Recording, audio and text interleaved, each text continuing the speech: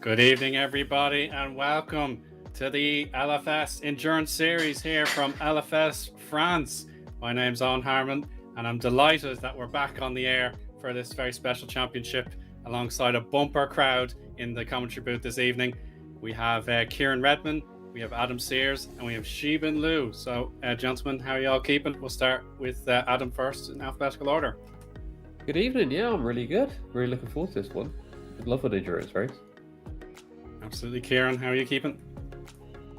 Really well, thank you. It's a cold and wet night here in the north of England, but it's exciting times to happen on track. Really looking forward to it. Absolutely. And Xibin, how are things? I'm very good as well, and obviously a bit freezing because of the cold here in the Canary Islands. So yeah, excited about how will the race go. Absolutely, yeah. It is a long enough season. It staggered each and every month. We've had one round already, and this is round two, the 2 hours of Shibuya here on this December evening. So yeah, lots and lots of action to look forward to throughout the season. But of course, the next month's event is the special 4 hours of West Hill. So that'll be a very exciting time for everybody on the 24th of January. But in Shibuya, this is where dreams can certainly be made, or they could be crushed. So Xibin, have you been studying this track? Do you have any comments on it? I've seen quite a bit of the track. It's quite tricky because I think, because there's like a bridge, and it's quite. I can't say it that much. So no. That's okay. Sorry about that. No worries. I suppose there is the underpass in the middle of the circuit. We'll head up through the first few right-handers, and then it comes back to the left, and then just before the split two line you will have the bridge, so it is quite a sight. And of course our vehicles. So Kieran, this should be your expertise here. We've got prototype 2s and with GT3s, and we are definitely excited to see these cars back in action, as well as some new ones that have been introduced for the first time in the LFS ES. We certainly do. We have a variety of vehicles on track, particularly in the GT3 class. Of course, two different categories of racing on track tonight. Prototype 2, Spec Series, all running the sort of same platform and chassis. Expect that to be very close. And whereas the GT3, strengths and weaknesses for several different cars across several different points of the track. 9 turns to the left, 7 to the right, 16 in total, 2.37 miles, clockwise circuit. Going to be plenty of action as each car jockeys for performance in different sections of the track. You've got hairpins, trike twisty sections, chicanes. What more could you want? It's going to be a great race, and it's going to be interesting to see which car comes out on top overall. Yeah, absolutely. And with round one complete, the championships are still very much wide open, but we have in the P2 category, Gabor Gior is on top after winning the first round in Rockingham. There we have it now. So Gabor got the maximum 25 points for the victory, and everyone down to 9th place has some points.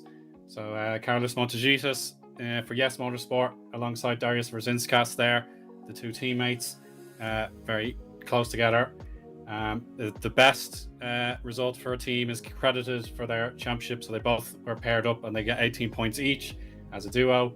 And Steve McDykel and Gabriel Lara are the top 5 there officially. Roni, familiar name elsewhere in LFS, Baptiste Tueze in P7, and so on and so forth. And now GT3, this is my bread and butter, as of course Stephen Martin led the way for SM Racing, and I helped out to win the title. So defending champion Stephen Martin finished 4th last time out, but it's Rob Lochtenberg who got the victory last time out, with Alexis Lodens and Christian Savalainen on the podium there. So lots of competition here with Cyril Bisset, who almost gave us the push to the very end. He nearly caught us out. He is down in P6.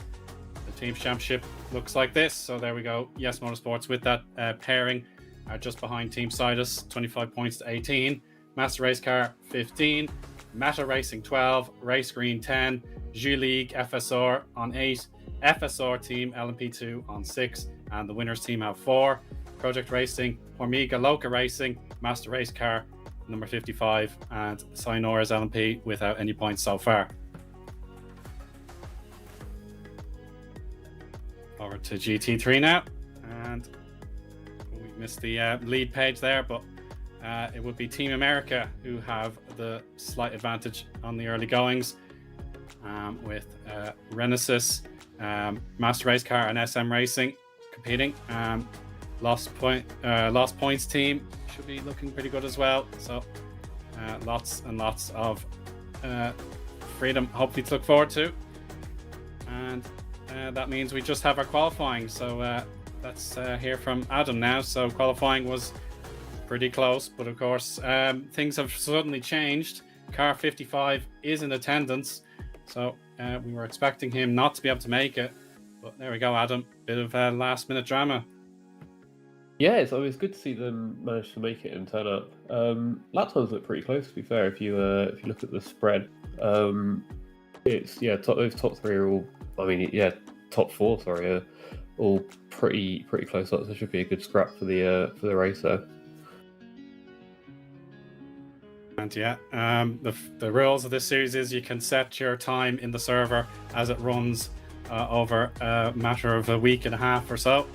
And there's a look at GT3. So the champ is back. Stephen Martin on pole there by 0.02 of a second there. Alexis Lodens, it was a late night flurry to try and get that pole position time, but Stephen managed to grab it there with a 1 minute 17.96. Christian Savalainen, Rob Lochtenberg, and Cyril Basset in the top 5 there. So really, really good job from all those guys. And we're just about ready to go, folks. So everyone wishing each other the best of luck, hoping they've got their fuel and tyre setups ready to go. So anyone want to jump in and offer a last minute thought? I'll let when we get to this, once we've started, I'll have a quick chat about the car selections in GT3 because that seems quite interesting. I'm not sure how long we've got until we start, so I don't want to try and delve into that straight away. Yeah, understood. So should be a wide selection of cars for GT3. I think it's 7 in all. I think one of the cars is definitely brand new. The Audi, that is definitely one to be excited about when it turns up. But otherwise, everyone should be ready to go now, which just leaves us for the formation lap. And the race direction is provided by NDR, of course. So Jonathan Palmer and Jaroslav Donalik in the charge here. And our safety car driver is the famous and extremely experienced Stuart Baker. So absolutely remarkable stuff here. And there's a quick look at all our cars, but we'll definitely see and hear them as the race develops. Well, I'll start off with the following on your point on Audi. It seems like there is a Gum Garage factory team. They've entered 2 cars, and those are the only Audis that I've seen entered. So, yeah, it seems like they're leading the way on that one. Yeah, so they're going to try and figure out how to make the Audi work. The BMW was the car Steve and I picked last season to go on and win the title. I know I'll keep referring to myself as a co-champion as often as I can while I still am, but you got to do it. He made the switch to the McLaren this campaign. He feels that's a car that suits his style a bit more, whereas last season the BMW was more to my liking, so I was able to deliver a few points where necessary. But the McLaren is the number 67's choice to try and defend his title from the GT3 pole. But yeah, Shibuya's brand new track. Go ahead there, Kieran. Just going to say, the question is now, Owen, are you happy to hand over that trophy, or are you still clinging on to it with both hands? I'll wait until the day it has to be handed over. I'm going to enjoy my part as the co-champion. Oh, sorry, I don't know where it is. I've misplaced it. You have to make a new one. Oh, how sorry. dare! Currently being used to hold toothbrushes in the bathroom, I've heard. Here we go, our famous Le Mans start in pit lane before the formation lap. So on circuit, everyone is going to leave the pit lane behind Stuart Baker. And of course, there is a second safety car. It's been driven by River, so the GT3s have to wait their turn before they're allowed out. So we do have 2 separate formation laps, one for the P2s. They get to go out first, and about 30 seconds later, the the GT3s can follow in behind. So let's take a look at this environment, and you'll see that the track does offer. Oh dearie me, that's a spin. Fonyelas has spun it, so he'll have to accept being at the back of the pack for now. Well, a late It'll be entry. up to discretion if he's allowed back into position. I mean, you'd hope there's no damage on that, but that's a late entry. As in, they weren't sure if they're going to make it, and only just managed to scrape just in, turned and up, yeah. immediately, just late there straight away. I was going over the rule set pre obviously the race. You sort of go over the start procedure. I didn't read anything about what happens if you were to spin in position and fall to the back of the pack. Now, in other series, it's kind of known you now have to join the back of the pack and start from there. However, I don't know whether the stewards will exercise some discretion here. Maybe something going on in the chat. We'll have to keep an eye on that. Yeah, absolutely. But Darius Brzezinskas thought he would be on pole after Fornielas couldn't attend, apparently. But now that he is here, he does have the pole anyway. So it is a rather sadistic irony that Brzezinskas has taken the pole position away without having to do any extra work. But there we have it. It's a long way back from the rear of the field, unless NDR feel Fornielas has the right to go back onto provisional pole. But yeah, it's a very short lap here compared to other circuits, so we're almost ready to go. This is the start finish straight. Everyone needs to be geared up side by side, 2 by 2. And the P2s will get going for the second round of the 2025-26 LFS Endurance Series. There we go, holding. Got to watch out for the curve on the inside, so you got to wait for the release line. Coming up now. Almost. There we go. Green flag, and we're away. Cabral on the outside. Prototypes. There we go. No. It's a short run. No restrictions And on here come the overtaking into GT3s. turn 1. Yeah, it's all fair. Turn 2 is going to be very tricky, though. It's a dangerous right-hander. So just waiting for the signal after River pulls into pit lane for the GT3s and their way. And it might be a better start for Laudens, though, in the Mazda 787B style livery. Careful now, running on the high side. Bad start for the champion. Bisset is through as well. Cyril Bisset, P2. Beautiful Fenair on the pass, outside for Gun Garage in the Audi. Can he make a pass as well? Oh, he's got a chance here, guys. It's going to be close as we turn left in a little while. Here we go. But Darius Brzezinskas holds the lead for now. Cabral right on the case, though, will be turning left again. That's a narrow bit of track, isn't it? Yeah, very narrow. Turn 12, and now the hairpin to complete the lap. Lara on the outside in the V-carb. Better exit, I have to say, there from Cabral, and we're back on the start-finish straight to complete the first lap. Turn 15 and 16 are counted as turns. So here we go. Lap 1 is officially complete, and Ronnie Krompush is through as well. He's got an amazing run, and he completes the pass out of nowhere. Where did that Very come tight from? stuff. Very tight stuff in Prototype 2. They're all jockeying for position. No position is safe, apart from Brzezinskas, who is leading from the front and growing that advantage. But we've got Lara in the number 85 closing him down now. 0.5 seconds the gap between the two of them. But we've got action happening towards the final podium position of number 3 there. I think we've got 3 cars jockeying for that position. Currently being held by Krampus there, number 3. In third position there, the number 6. Goodness gracious. So tight infield now. You definitely sense the trickiness there as the cars will want to understeer out. And now Agostino has work here before we enter turn 12. He's got the inside though. Fornielas on his fight back to the top of the pile now. He's got to find a long way around here before he can take the apex. What's the contact and squeeze in there as well, I think. Yeah, aggressive stuff there. Very aggressive stuff from the car ahead there of Fornielas. He was pushed out wide, looking to try and jockey for position there, find another advantage through. Was pushed right the way to the farthest wide line. He can then Fornielas with the dive up the inside, hits the apex beautifully, runs by. I think there's contact there off camera that we can't quite see. It's 3 abreast now as they head down into the turn, and it's up the inside. Fornielas is being squeezed. He finds himself the meat between the sandwich there. That's incredible stuff, and somehow, someway, they all make it through. They're now bumping again with each other. These two P2 are not willing to let up. They are giving no quarter as they head side by side through this fast section here. Beautiful stuff, but they now find themselves moving through one by one. I am amazed they all got through there just fine, but this battle rages on. Guys, has anyone told them it's a 2-hour Oh, we race? got collision. Sorry, Adam. That's a collision underneath the bridge. Fornieles, his fight back has to be restarted after a collision there with Agostino. So Agostino suffers quite badly there, but hopefully RG Nozzle, as he's better known, can nurse that car, but there's no severe damage. It's just a bit of contact.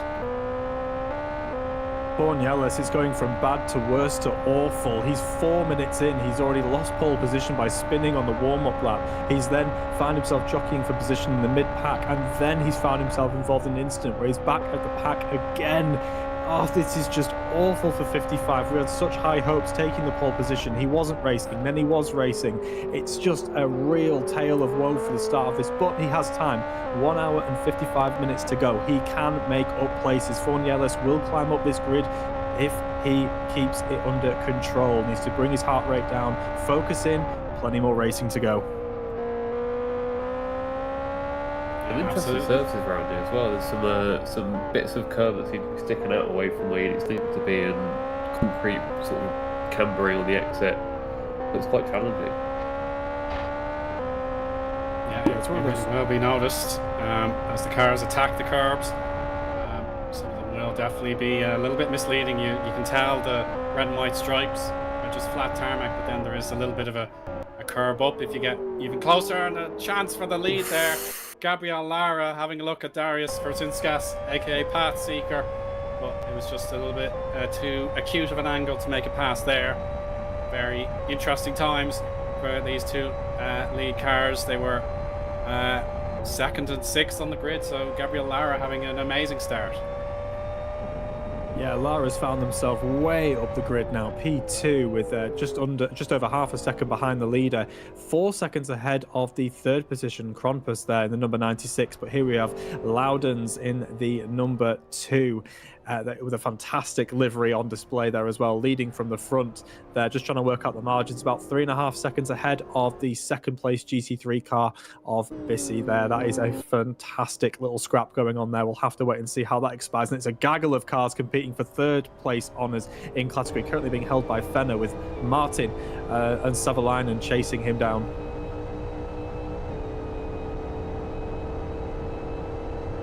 Might be a good time for me to start. Is that an overtake there?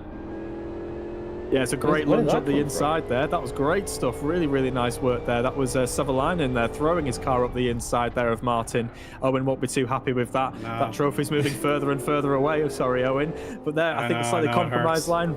Really compromised line from Savalainen there. So Martin's now up the inside and gets the overlap, but he finds himself on the outside of the making a move, and he's trying to hold it as much as he can. There, Martin with a great move, and he cuts across the nose of Savalainen. Brilliant stuff from Martin there to retake the position. Savalainen finds himself behind Martin again. That battle rages on for third place, but Fenner still holds on to the GT3 third place.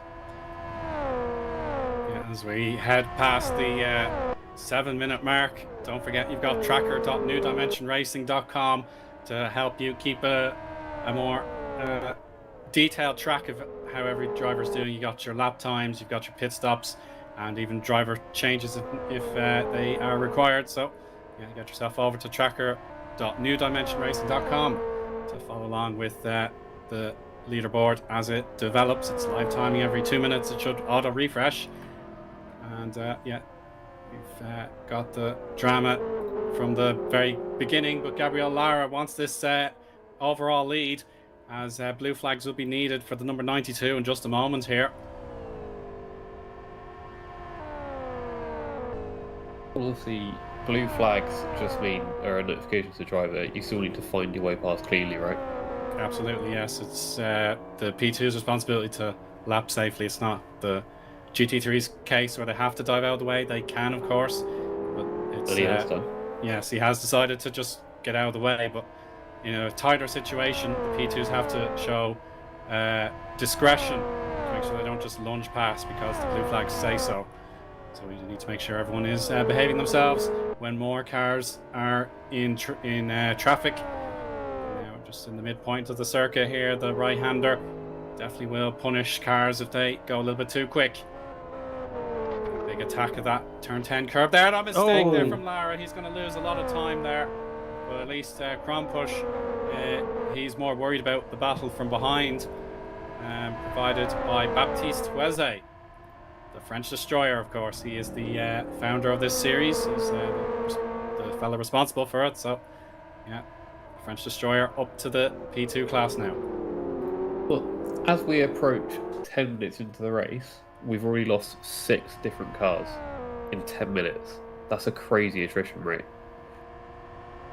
I mean, this track is deceptively brutal. I think people look at how wide it is and think, oh, I can push, I can kind of get more margin and more margin and more margin, and then all of a sudden you find yourself in the concrete wall. Unfortunately, it is one of those tracks that promotes risk-taking, and in endurance racing you have to kind of remain calm and know when to push and when not to. But the problem is it's easier said than done, particularly in the early stages of the race. Look at Lara, 6 places made up, although... He's made a big mistake, guys. He's lost 3 positions. Just the fastest lap pop up there for Fornieles, who's down in the mid-pack. He's got the new fastest lap of a 1:12.51, but Lara has made another big mistake, and this one has been punished. Oh, it certainly has been. been. There, Johnny SVK, the defending champion for P2. He's a solo artist, I believe, so he wants full credit for this title if he can go back-to-back. He has to keep working here. Now that he has jumped up to P4. That was a huge look from McDykel there. He was doing his best he could there to try and throw the nose up the inside, trying to, the French destroyer, what a great nickname, trying to intimidate him. But I think with a nickname like that, it's simply not going to happen. But looking at the grid there, this is such a competitive field, but gutted there for Lara. I was about to start singing their praises there about how many spaces they'd made up on lap 1. And it's all gone wrong. The confidence has been knocked. They've had a wobble, they've spun. Now it's about recovery. Can they find the way back? And speaking of recovery, Fornieles, our former pole sitter here, making the overtake there on Cabrel, sweeping around the outside and keeping it out of the wall there as he pushes for all the margin he can. Fornieles continues his march back up the order, now into P6. Well, he tried one earlier and came to blows with someone. So yeah, that's a second bite of the cherry to try and recover this race. So Fornieles definitely working hard here to find a way back up the grid here after 2 incidents, one in the formation lap by his own admission and another with a bit of contact with, I think it was Cabral, or no, Zagostino, I think it was. So he's got to keep working very, very hard. And San Martin just going to move aside where safely able to do it. And now Cabral is having a look here. He's got to miss the apex though. The shadow of the Mustang was just a little bit too large to ignore, so he had to miss his apex. But now Roni Kronpush in the battle for second place. He's taking on Hueze now, Baptiste Hueze, the French destroyer, trying his best to have a go. But now we've got a big queue here, the first real GT3 sandwich. The battle for the bronze medal in GT3 will continue until it's really time to be blasted past. So here we go. Kronpush will be held up quite badly here. So this is great news for Versinskas. He's ahead of all of these guys, so he can now take his chance. Oh, a bit close for comfort there. Savalainen getting in the middle of the circuit now. Oh, contact with the with Steve Martin, with the reigning champion.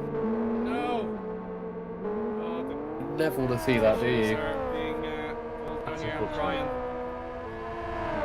I am amazed that no one else was collected there. That was a really lucky moment there for Steve Martin. I know it doesn't look good on paper, that could have been so much worse. You had cars flying in at top speed through that turn there. They amazingly didn't get collected by anyone. Steve Martin can now continue that march towards being recovered, but he's been pushed out wide there by the overtaking Prototype 2 car. Steve Martin just doing his best to try and stay out of trouble. He's doing what he's thinking, what can I do? How can I get out of this? He just needs to calm down, let the overtaking traffic go and continue his march back up the order. He sits P16 overall and now 5th in class. Such a shame for Steve Martin, our defending champion.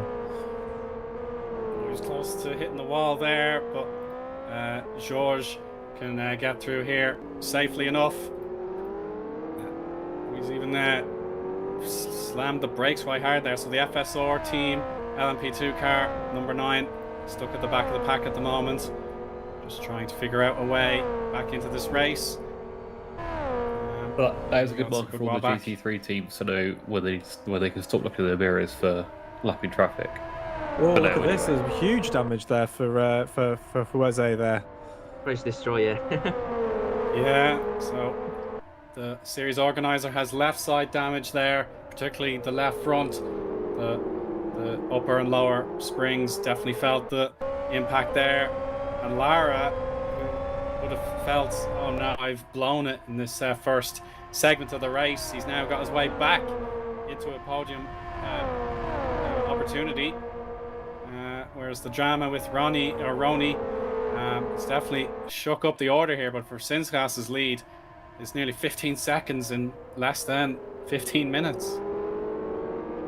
You've got They're going Fornielis side by looking up side. the inside. Look at this. Great move from Fornielis there, overtaking Lara. Go on there, Shibu. They were going side by side, and let's see if Lara almost he intended to overtake right there, but we'll see if he wants to again regain that position. As we see now, Fornielis chasing down our host, French Destroyer.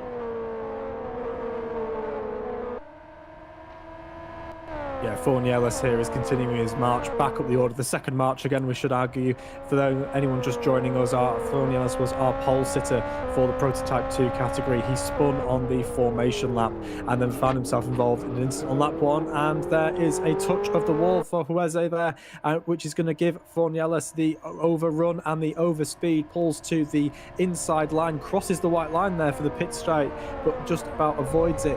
Now looking for the overlap and the overrun. There you can see him step into the draft, throw it up the inside. Is there a gap big enough? Nothing doing that, and he's in the wall. Fornielis is in the wall, and Lara goes past again. Another mistake from our pole sitter, Fornielis. You wonder how much we say that slow, don't you?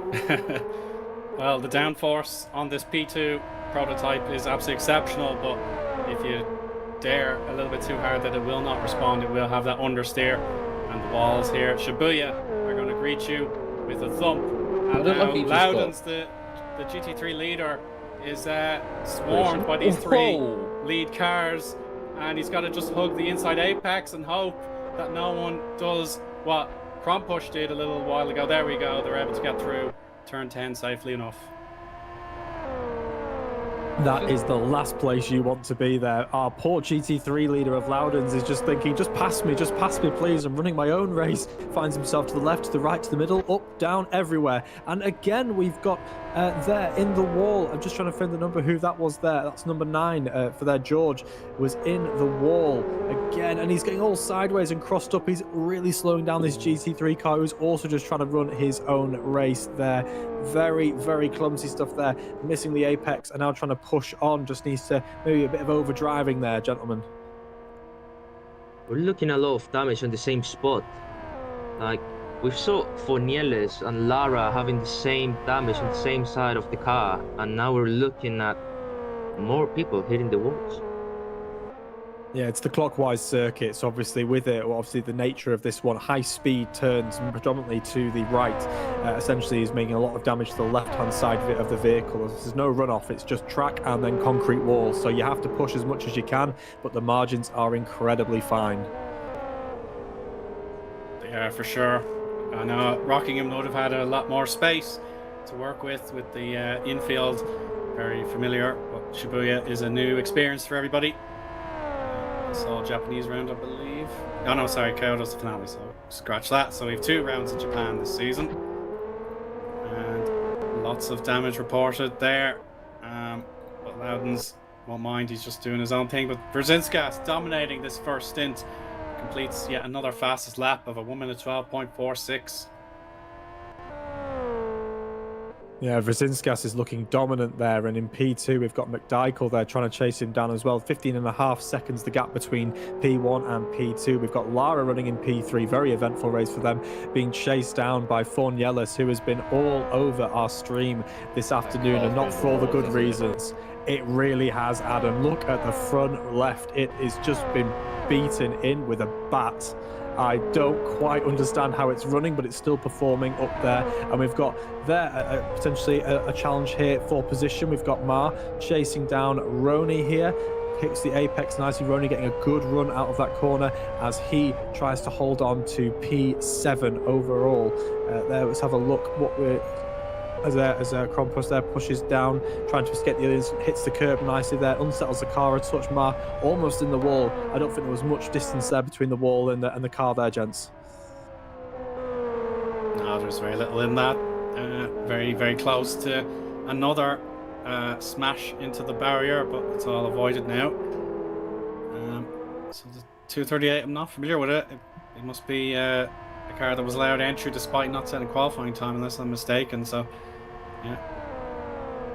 So Car Fryer is this particular driver. So, so he was in the Fox Friday. So he's back and ready to have a go at LFS Endurance Series. Good way to warm up, isn't it? Yeah, heck of a way to practice, absolutely, Adam. But if we've got a little bit of breathing room, can I just jump in with a bit of info? Please do. We had 2 GT3 cars that were single manufacturer entries. So we had a single Ferrari entered and a single BMW entered.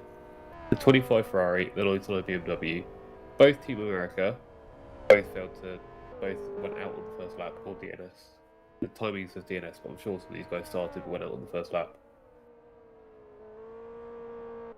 We're looking, Tapal on top on 10th position, and as we see now, Gabriel Lara on the first corner with Fornieles once again chasing down. Yeah, Lara's got to be wondering what they can do to get rid of Fornieles. Fornieles is basically a boomerang at this point. Lara keeps throwing him away and he keeps coming back. He's wondering what he has to do to get him off his case. Fornieles, I've dealt with you 3 times now. You keep putting it in the wall. Stop chasing me. Leave me alone. He's like a horror film villain chasing him. He just can't keep stalking him. He can't get him away. But Lara is doing their best work. P3 overall, having come back from 1 or 2 mistakes themselves. But Fornieles is hunting them down, thinking, what can I do to try and control my race and have a bit of a calmer one? But P2, McDykel, is not far up the road either. But Vazinskas, our leader, has checked out 16.6 seconds.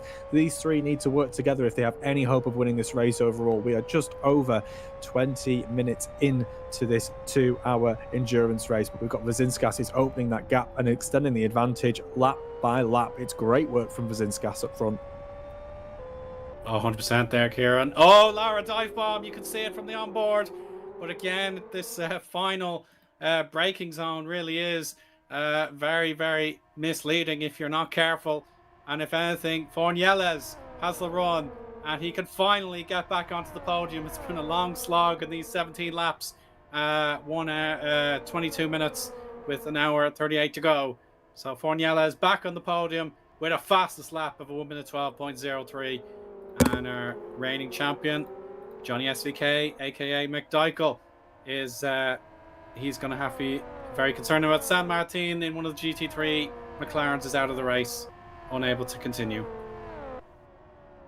That is a real shame. It is a real war of attrition down in the GT3 category. We do not have very many runners left. I think at this stage, every single one of them will be scoring points. So it's probably worth it just to keep going, keep pushing. You will score points into this race for our GT3 category. But at the moment, Loudons leads that category by 14.4 seconds. You can see him there pushing on. We've got Bissy in 2nd position in the GT3 category, followed by Sutherland there in the black McLaren. And then we've got Fenner running in P4, slightly off the pace in that lovely V10 Audi. And then we've got Steve Martin, defending champion, 2nd from last of the remaining runners. That will be not music to Owen's ears there. And we've got Gazoo there running as well. And we've got Fornieles there making a move up the inside of McDykel. It's a great move from Fornieles as he continues his march back up to the front. Keep an eye on your mirrors, Vazinskas, because Fornieles is hunting you down. We'll just have to start at Xibin. He's getting what he's desired, and now we're looking at Lara chasing down McDykel. So we're looking the rear bumper. Well, this is a nice perspective of the rear bumper of McDykel. McDykel, right? Yeah.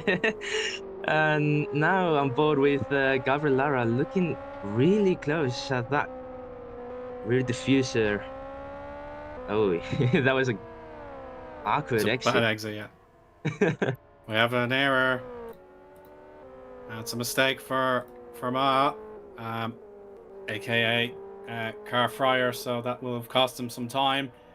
And yeah, Jose pulls a little bit further clear, about 1.7 seconds.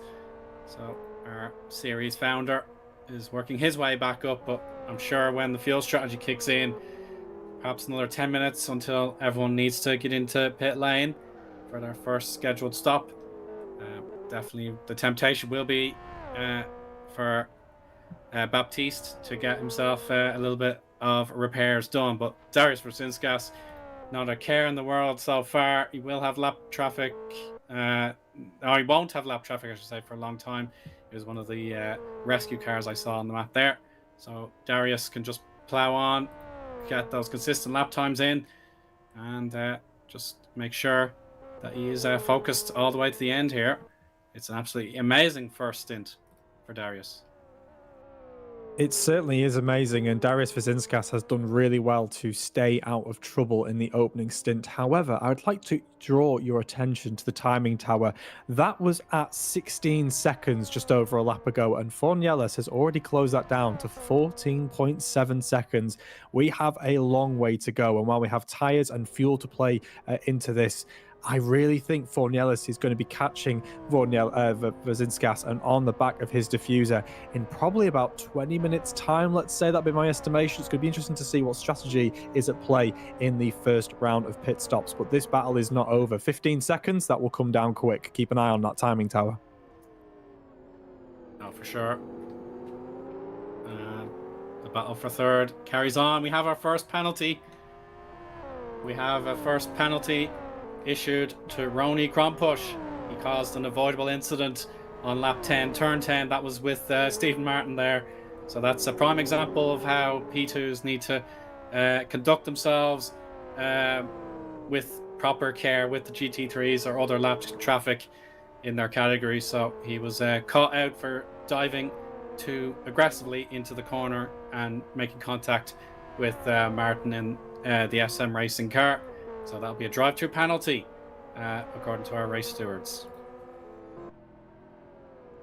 Yeah, it's pretty. Some GT3 stuff. Sorry, shout me if there's anything I need to stop for. But yes, we had. As I mentioned earlier, we had two Audis that were on the entry list for setting laps. That was the two Gun Garage cars, the 176 and 177. Only 176 has started, so we've only got one Audi. We've only got one Mustang in the number 7 Lost Points team, which means that of the 7 GT3 cars that have started, 5 of them are McLarens. Yeah, the poor old Beamer has been retired on this grid. It was, my personal favourite. It's very easy to get the hang of it. But I suppose this McLaren has been declared the very popular choice. Of course, R3 tyres are mandatory. To make sure there's a balancing across the grid, but when 5 of the 7 cars, as you say, Adam, are the exact same chassis, then it feels like the rule is almost working against the drivers who have found what they believe is the best car in the McLaren so far, as it locks out the podium so far. And Lara has to cut through Cyril Bisset, who was a title contender with us last season, and he's just watching in shock and awe there because of how quick that car went through the gap. There was a 0.01 margin there in terms of millimeters for Lara to find a gap just to fit the car in there, as we had our GT3 car trying to maximize their entry into that chicane section there. Lara somehow, some way finding a gap to navigate through just fine. Fantastic traffic management, but wow, risk through the roof as Lara hunts down McDykel, and he is right on the bumper. Number 5 chasing down the number 73. I think the speed is with Lara here. I think it looks the quicker car of the two at this stage of the race. You can just see looking left, looking right, looking for any opportunity. Certainly the intimidation factor is at play. A bright pink livery in the rear view mirror. You can see having to go defensive, and he's forced a mistake. Great work from Lara there with the overtake on McDykel. Forced the error and through there as well. And I'm getting in my ear that we've got Sutherland looking to make a move for That'll be a P2 GT3 battle. in category. Yeah, correct. GT3 battle on screen right now. Bissy is with a bit of a poorer exit there, and Sutherland looking to make the move as well. We've got action aplenty in both our categories, everyone. Yeah, that's the way it should be. We want both categories to be shining bright on this second round at Shibuya. There's a lovely sort of dusk setting here. The skies are still pretty blue, but definitely there's evening sort of hue in the lighting as Cabral, not too fussed about the scenery, just gets on with the job here, pushing through our contenders for the podium in GT3. And his battle for second and third that has caught our attention here. So there's a bit of a field spread as well as the attrition rate. We've only got the 6 cars remaining after 10 drivers attempted a lap in qualifying. So yeah, it's a shame. We've lost the 3 who did not attempt to start, and then we had the retirement for San Martin, making it the 6 cars remaining. So we had 7 on the grid, 10 attempted to qualify, but now only 6 remain. Your leader, Vazinskas, continues to push on from the front, but that gap is coming down. 13.5 seconds to Fornieles, who is pushing for all he can to make up for not 1, not 2, but 3 separate errors that have forced him out of the lead of this race. He's been so quick throughout, but has just been prone to making those 1 or 2 errors. Just taking a look at our Prototype 2 categories, there is so much damage to the left side of every single car. I've heard that the Prototype 2 manufacturer is thinking about pumping up the prices for left-hand panels only, as we have our first pitter, Roni Krompush, I believe, is in the pit. Drive-through penalty. Correct, that drive-through penalty coming back to haunt him, unfortunately. It was pretty clear-cut from the stewards there. Not much time for deliberation. It is one of the perils of multi-class racing, and Krompush now is going to be kicking himself. As we have, I believe that is the, as for the French destroyer, Jose. Yeah, Baptiste Jose in the pits now. I suspect that will be a damage repair. Adam is spot on, yeah, absolutely. That is a damage repair. I don't blame French Destroyer one bit. He really does need that car in proper working order very soon. Hopefully he feels up pretty high as well, because he's going to be a lap down now. Brzezinski's crossed the start-finish line with a new fastest lap. So he's responding to the incredible pace from the 55. And yeah, that is the hard work for Gerard Fornieles to make this a proper competition. As of course, Yes Motorsports have a driver change in the pocket if they need it. Of course, it's not catastrophic, is it? Because there is a mandatory pit stop this race, but I'm not sure how the fuel and tyre strategy will be. Like how long they think they could last on that. Think they could do an hour and a half on a set of tyres and tank of fuel? I think you could. Whether you want to or not will be a different story. I think given the high pace and high attrition rate of this track as well, because you have to push for so much margin here. You want the tyres on. It's probably going to be one of those that we have to keep an eye on towards the end of the race. Who decides to go for a longer tyre strategy, not take the pain of a pit stop, and who just wants fresh boots to push on from start to finish. But Fornieles is pushing on here now as well, looking to eat into the advantages of Vazinskas, who set the fastest lap of the race. Fornieles is responding in kind, setting really strong sectors as we have P7 here. Ma just overtaking some lapped traffic, and Fenner also running in P4 overall. Sutherland now also chasing down Bissy for P2 in the GT3 category. These two very closely matched, setting very similar lap times, 0.67 seconds. The gap could be forgiven for thinking it's closer. We'll be getting the draft and overspeed in the high speed sections of this circuit. You can just see on board now with Bissy looking back at Sutherland, and the Jaws music is intensifying as we ride on board, taking 2 very different lines through here. Sutherland and looking up the inside. It's a mistake from Bissy, and now the overlap. They're running side by side through the last 2 turns. You can see the pit start finish straight coming up now. They run adjacent, a pair, 2 by 2. It's like Noah's Ark as they head over the line. Savalainen with the overlap on the right rear quarter panel. Brakes late, dives at the inside. Contact there in turn 1. Savalainen makes the move stick there. Great work from Savalainen and amazing work for both of them to keep it out of the wall. This battle rages on. Oh, he does hit the wall again. Yeah. After all that work, don't throw it away. Now, the 995 is back on circuit, and he is going to try and use that overspeed before the braking zone. And he does so, but Ronnie Cronpush after that penalty is right there as well. Oh, wow. That's unbelievable. Say, just minding his own business, trying to make the re-overtake, had Cronpush to his right, and he managed to make the move count for a second position in class. That's unbelievable. Cronpush declaring war on the GT3 category. He wants you to move out of the way. He's got a race to win. Didn't quite catch what happened there, but we had Savalainen in the wall and losing the place he worked so hard to gain, wondering what damage he may be carrying now as he tries to work his way back up to P2 in category with Bissy. But behind all of this, Loudons leads the GT3 category, quietly going about his business, but behind him, chaos unfolds in the GT3 ranks. Well, something to note there is that Wesley's just been in the pits to repair damage and then smashed into the wall, which won't be great for his car, will it?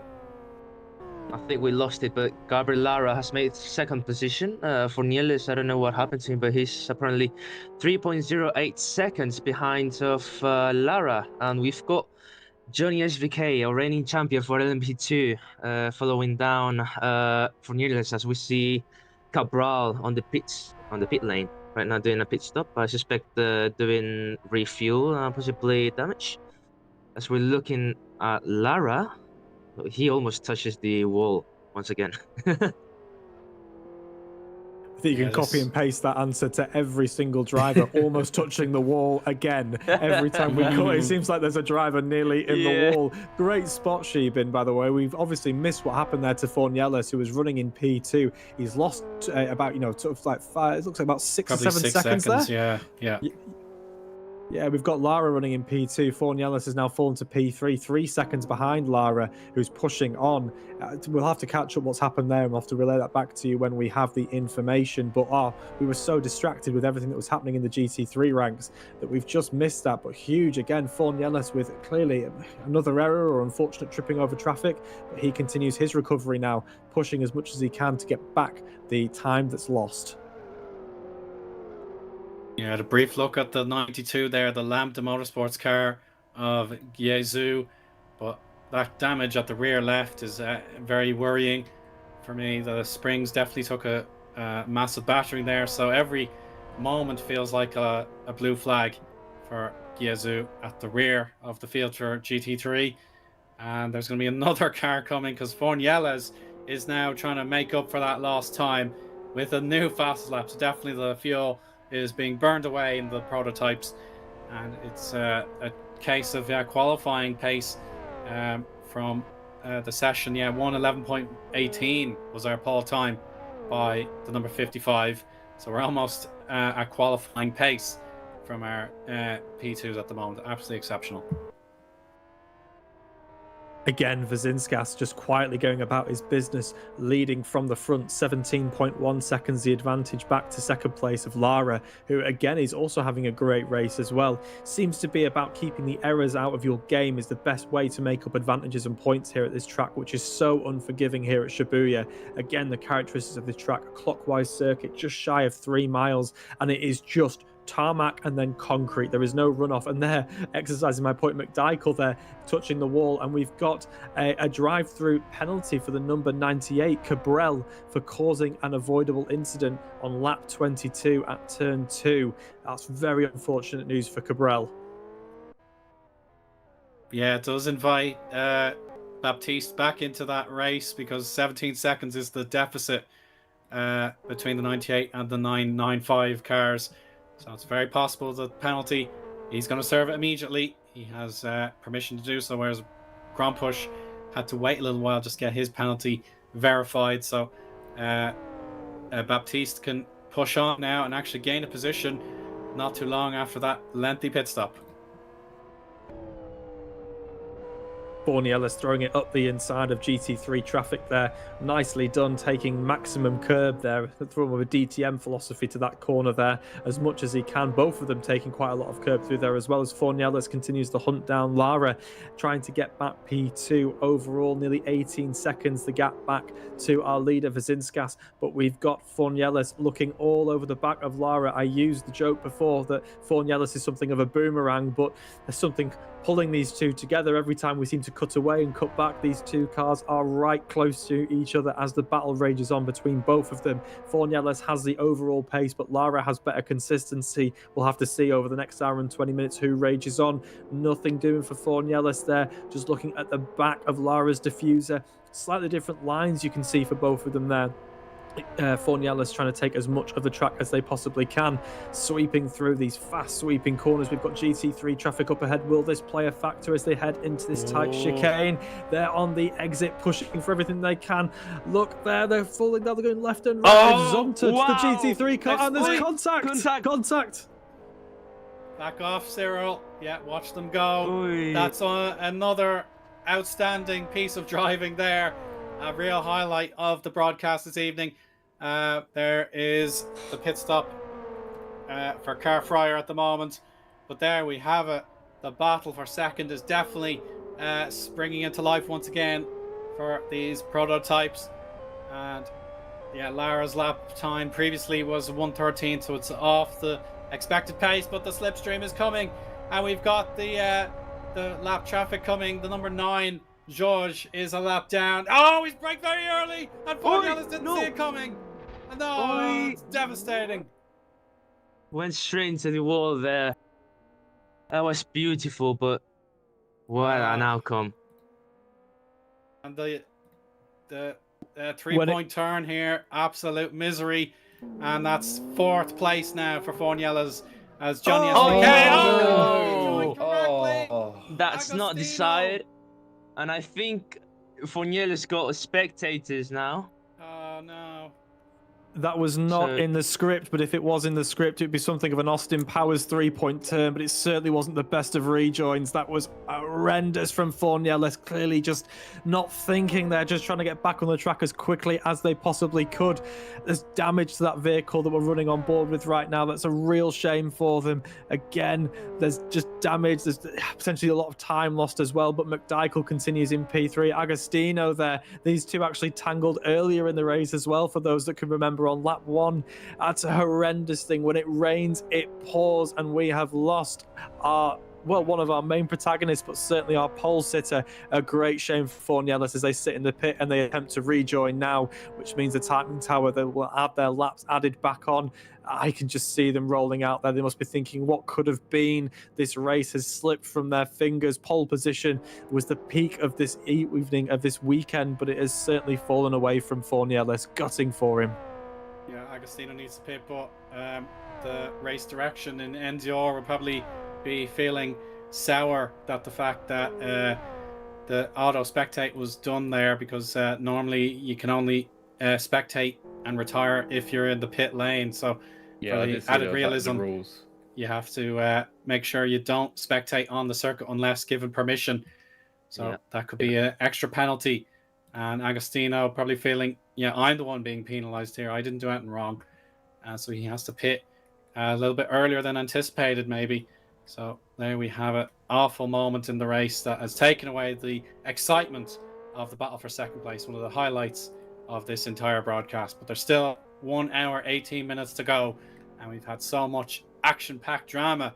We have to wait and see for more. I think the series does feature a safety car and a full course caution virtual safety car for those incidents. So yeah, it's true to see that auto spectate rob us of that. Yeah, I suspect there's going to be something of quite a severe penalty kind of incoming there, but we've got an hour and 20 minutes or so for the stewards to make the decision of what is deemed an acceptable penalty. But it's quite serious. It needs to be dealt with the right way. We'll have to wait and see and trust the stewards to make the right call there. But we've had action aplenty as we approach nearly the halfway mark, 17 minutes away from 2 hours of Shibuya.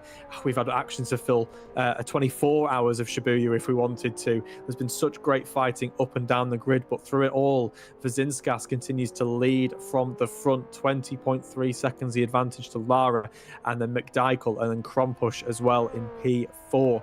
There, Vasinskas, he is our leader, looking to navigate past some Prototype 2 traffic there, the 98 of Cabrel, and we've got Mar here as well, trying to continue their recovery as they march towards closing the gap to Fornielis, who's obviously now rejoined as well and pushing on. You can see they're trying to step into the race, make up for lost time. It's just been a calamity of errors, dare I say, for the 55 team, getting pole position, spinning on the warm-up lap, being caught up in that instant on lap 1, trying to navigate through the traffic. 2 separate incidents again in the race, and then that unsafe rejoin. It's gone. Everything that can go wrong has gone wrong for Fornielis. It's a real shame. Yeah, just the NGR sporting code if you want to hear it for sure. It's Article 13.2. A driver who cannot self-recover to the track or pits must not leave the course of his own volition by using a game command to spectate or otherwise leave the session. So there we have it.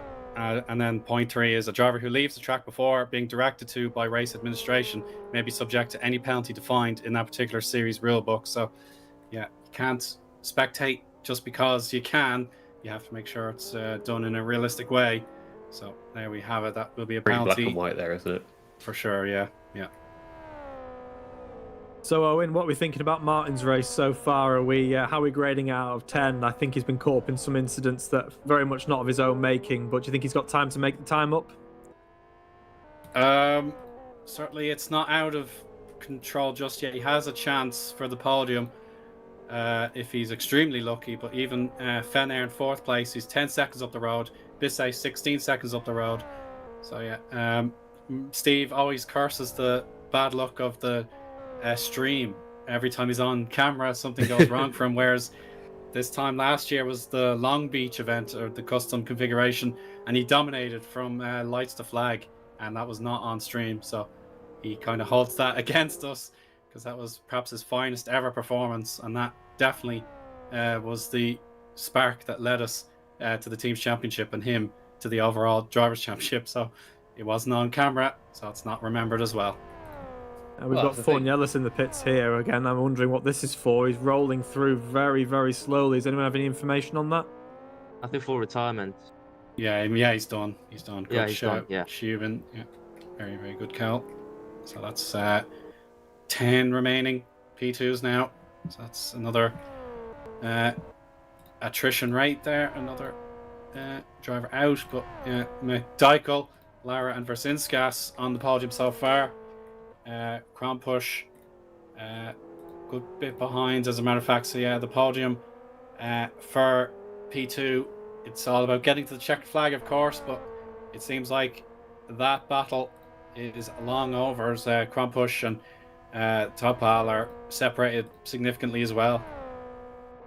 Well, it's all to play for. Points are scored down to P9 in the LMP2 category. So far, our only non-point scorer would be Cabrel as it stands right now, but with a 1.6 second gap to 9th place Hueze there, I don't think that will be remaining as much as there. You can see them both there within view. So keeping an eye on that as they compete for the final 2 points that are on offer for P9 finishing here. So again, there's a rate of attrition. We're not even halfway through, and we've seen several big major incidents, and of course several drivers leave the series as well. So points are on offer here for those that continue to push on, especially in the GT3 category. It's easy for me to say that we have I believe 6 remaining runners in the GT3 category, and we have a 1 lap penalty for car 55 spectating from our track without permission.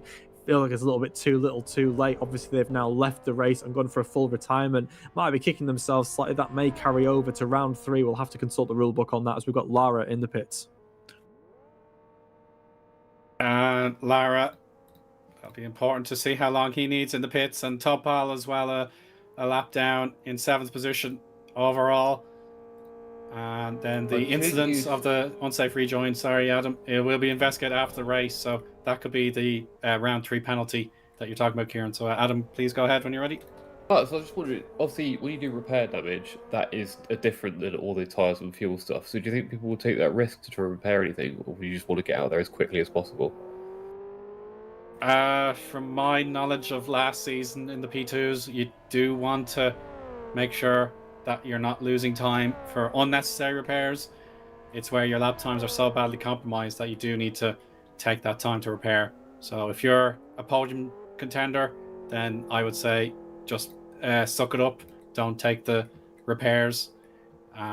Whereas if you're in the mid pack and you think your time is so badly off, like George, there, number 9, that car needs repairs in my opinion. So that would be a case where it's just too much to ask that car to last another hour and 11 minutes. I'm sorry, but Topal crossed the line, the pit lane line, and you're not supposed to do that. So we might see another penalty. Well, Another rule. There, Shibin there. He's the details man for us tonight. So yeah, he spotted every little nook and cranny on circuit. So that could be a bit of a review from race control. So yeah, you cannot cross that pit line with 2 wheels, or even 1 wheel, I'd say. So yeah, unfair advantage, and that'll be investigated. Great spot. Shibin calling out the teacher's homework there. Thinking everyone putting their head in their hands. Shibin, why? But Topal will have to eat it up there, unfortunately. We'll have to see what penalty comes there. We've got Vazinskas, our leader, in the pits now as well. I believe that some damage is being repaired. Obviously has plenty of margin to play with. You have McDykel joining there as well. Definitely a lot of advantage there. So we'll have to see. 23.5 seconds was the gap between the two of them. We'll have to watch and see what it is on exit. We also have Krompush in. 3 of our top 4 drivers are all in, and while that is happening right now, we have Augustino still circulating along with Lara. We could see some strategy overlap here. Will there be any delay with our Prototype 2 cars? We'll have to wait and see. I wonder how strategic that pit box decision was from the second car that came in, pitting just in front, just trying, I guess, compromise the exit of the car that was already in there. Yeah, that certainly could be the case. But of course, you're allowed to pick whatever pit box you prefer. There's no designated pit stops or pit boxes. So George does take the advice on board and make sure that car is repaired for the remaining point of the race. So yeah, perhaps. Whereas McDykel, number 73, is Johnny SVK. He did not repair his damage, but it is pretty minimal. He wanted to gain some time back with tires and a refuel. Cyril Bisset here, P3, kind of on his own for now. The GT3s, of course, have that little bit better fuel economy for the loss of pace. But there we have it. Penalty, yes, Xibin has called it. Topal will be penalised for crossing the pit lane exit line, the blend line, and that's a drive-through penalty, slam dunk. Yeah, it's both on the way in and on the way out. You have to keep your entire car to the right-hand side of the pit in, pit out line. Something to keep an eye on throughout the race as drivers focus in on their running plan. They may escape. They're obviously escape them that they need to keep to the right of that line as they try and push for every advantage that they can. McDykel making up over 22 seconds there on the overlap, I believe, in terms of time. 6.2 seconds. He's fallen away ever so slightly. This could be the damage effect there coming into play. Obviously not electing to repair that damage in the pit lane. Vazinskas did opt to get a whole new fresh setup in his setup there as he continues to extend his advantage. 6.28. Now it's time for a GT3 pit stop. It's Savalainen here in the first of the 5 McLarens still going, so it'll be a bit of a long hold here, and he's just going to wait for everyone to pass. So Stephen Martin will try and calculate what he needs to do in his head to figure out a way onto this podium, but Savalainen very, very quick today. Christian is his first name, so he's been very, very solid today. No complaints from me. So once he gets back onto the circuit, the drivers in and around him will have to do their best to think of something to get a bit closer to him. Well, I think we'll do a full rundown at about an hour, but just to contradict what I said at the start of the race, when I thought that we had 6 drivers out already, we had 6 teams not start. We've now had 2 people who did start retire, which is the number 7 Mustang of Lost Points team and the number 55 Master Race Car of Forniales. Yeah, absolutely, Adam. So yeah, the drivers are able to keep running for the most part. Only 2 drivers are out of the race out of the 18 that would have been on circuit to start the race. And yeah, Savalainen is back out on the road, and he'll be trying his best with the fresh set of tires to warm them up and make sure these outlaps are on the money. And Bisset, Fener and Martin all have to work very, very hard to think of a way onto this podium. They all know the game is far from over. And we've got number 28, Topal, serving his drive-through. Xibin rubbing his hands together. I've caught one as Topal now is looking to exit pit lane. Keeps it right. Let's see if he keeps right of the line this time. This will be a proper commentator's curse. I hope he's been told why he got the penalty. He's done it again. He's done it again. That's insane. No. Oh, no. Oh, that's Once a again, Oh, no, he's he in the realized- wall. Wow, he did not learn the lesson. Oh, no. Alexis Loudons all of a sudden has a big prototype in his way. He's clearly in the lead of the GT2 category, and all of a sudden a car breaking the same law for the second time in about 10 minutes could have played a huge factor in the GT3 race. And of course Loudons has to worry about 2 more prototypes, but he is in just the right part of the track to let them by. I don't know what Topal's aversion is to scoring points here, but he really, really does not want these 2 points for finishing P9. Someone has to get on the phone to him and let him know you cannot cross that white line. You need to read the race briefing. Topal, I know we're all laughing about it, but on a serious note, he's thrown his race away. I can't believe he's done it. I was saying it slightly tongue-in-cheek, hoping he would keep it, but I was completely thinking he would. And all of a sudden, I just see him cross the line. My head nearly fell off. I can't believe it. It's all gone wrong for him, so George can plod along knowing those 2 points are reasonably secure. I would love to be a fly on the wall in the room with Topal when he gets told another drive-through penalty, putting his head in his hands thinking, what for? What have I done now? I think you said it, Kieran. Commentator's curse. Yeah, well, we have to compose ourselves because the penalty is reissued. The exact same penalty is going the way of the 28. So Georges, Cabral and Hueze are all probably delighted that they're going to have extra 25 seconds in pocket that they can make sure that they're still in the points down to P9. So Topal has cost himself some points here if he cannot make up a position again. So there we go. We'll see more GT3 pit lane action in a little while. Of course, Savalainen is the one who's been working very hard to get these tires up to temperature. And we'll see his split time in just a moment to see if he is gaining on the 67 of Stephen Martin. So he'll cross the line in just a sec. And no, with the fuel load, he's about equal. So that's not enough to make gains, but certainly no losses is pivotal since he does have that buffer to Bisset at the moment. I've got another rules question if I can, please, guys. Okay. If you've entered a team with 2 drivers, do both drivers have to race, or is it an option? No, it's optional. No. I withdrew from some races. I wasn't up for it. Let Steve do his own thing. So yeah, if you have 2 drivers, you can just have one of them do the No entire way. Oh shoot. my God! Oh, no no. way! Topal has Come done it on. for a This- 3rd time. You've I got to cannot believe it. Get the black flags, lads. 3 times. Come That's 3 on. strikes. 3 strikes, lads. Get them out. Can't be possible. Somebody needs to get on the blower to Topal. He's done it 3 times. Is it a case of that he Explained can't in see Turkish. over the I think front? he speaks Turkish. So the Can he not rules see the- explained to him in Turkish, and he's not listening to it.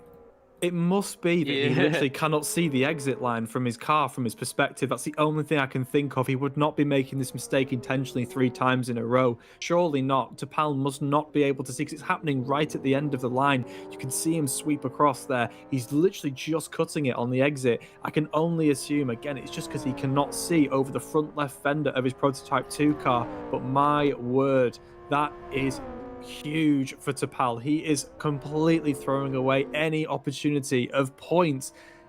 I'm speechless. I don't know what I'm witnessing. Safety car. Oh, Oh, No safety way. car. Safety car No boards and way. flags. Safety Wow. car boards and flags. We have a track barrier that has been discovered to be sticking out of the track that's in a dangerous position. We're going to repair it under a full course yellow. Safety car, safety car, safety car. I'm even more speechless. I've lost more vocabulary. I've never heard such a moment here in Live for Speed in all my days. He There's lives going that to be every track day, do you? repairs. Virtual circuit needs repairs. And this is huge for our drivers in GT3 especially. They can get a free pit stop.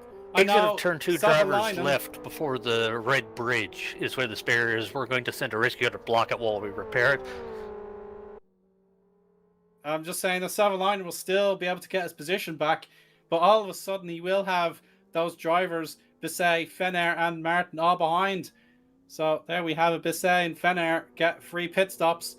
Martin carries on his way, so the champ is back up to second, but it will be difficult to make that a realistic job for Stephen, because he has the tyres quite old at this stage, whereas Bisset and Fenair will be delighted to have fresh boots. So an extraordinary moment here, and definitely Vercinskas will be also furious because he's lost his lead. His dominant lead is gone. Well, the Oh, strategist will be loving I'm that. sorry, wouldn't I'm he? sorry, but I'm going to interrupt you guys. Okay. Tapal is reversing on the Oh, pit no. lane. Yeah, no, this is not good. He's missed the entry. No. That's another he penalty. crossed the You line can't once do again. that. That's another Crossed the penalty. You line. can't He do crossed the that. line. No, lads. By we've the way, got to black flag this. just saying. honestly. Just saying, Honestly. if he's getting in for serving the drive-through penalty, you cannot do it under safety car. Just saying. You cannot do it It under looks like he safety is as car. well. You have I to know- do it anyway with that safety car either. I know the running joke here is 10-second penalty for Esteban Ocon, but the new one is going to be drive-through penalty for Tapal. That's the new meme we'll hold have to on, get hold for on, going. hold on. He crossed the line, the exit. He crossed the exit. Oh, I'm sorry, guys, but honestly, the I race have director's going to have to- to look at that, right? You could. I Nearly had driven to into take an Provost. eye on him. JP Provost was nearly slammed into, so the mind is completely gone here. There's a complete meltdown. So yeah, this is just bizarre. But anyway, we will have the safety car at the 1 hour mark. It was a very clean race for the most part. Just of course, we've had those few crashes that could have brought out the VSC or something like that, where cars were spun around, or the unsafe re-entry. But yeah, with 1 hour to go, the race is going to be completely reset, as drivers who have pitted early can save fuel, and those who took fresh tires and fuel are straight back in the game. Well, this letting lap traffic through is an optional thing the race director can choose to do, and clearly they've chosen to do it. The mandatory one is cars between the safety car and the leaders. But yeah, the rest of the field, I think they're allowed to unlap under race directors' conditions. Yeah, which I don't know if it's been given or not, but.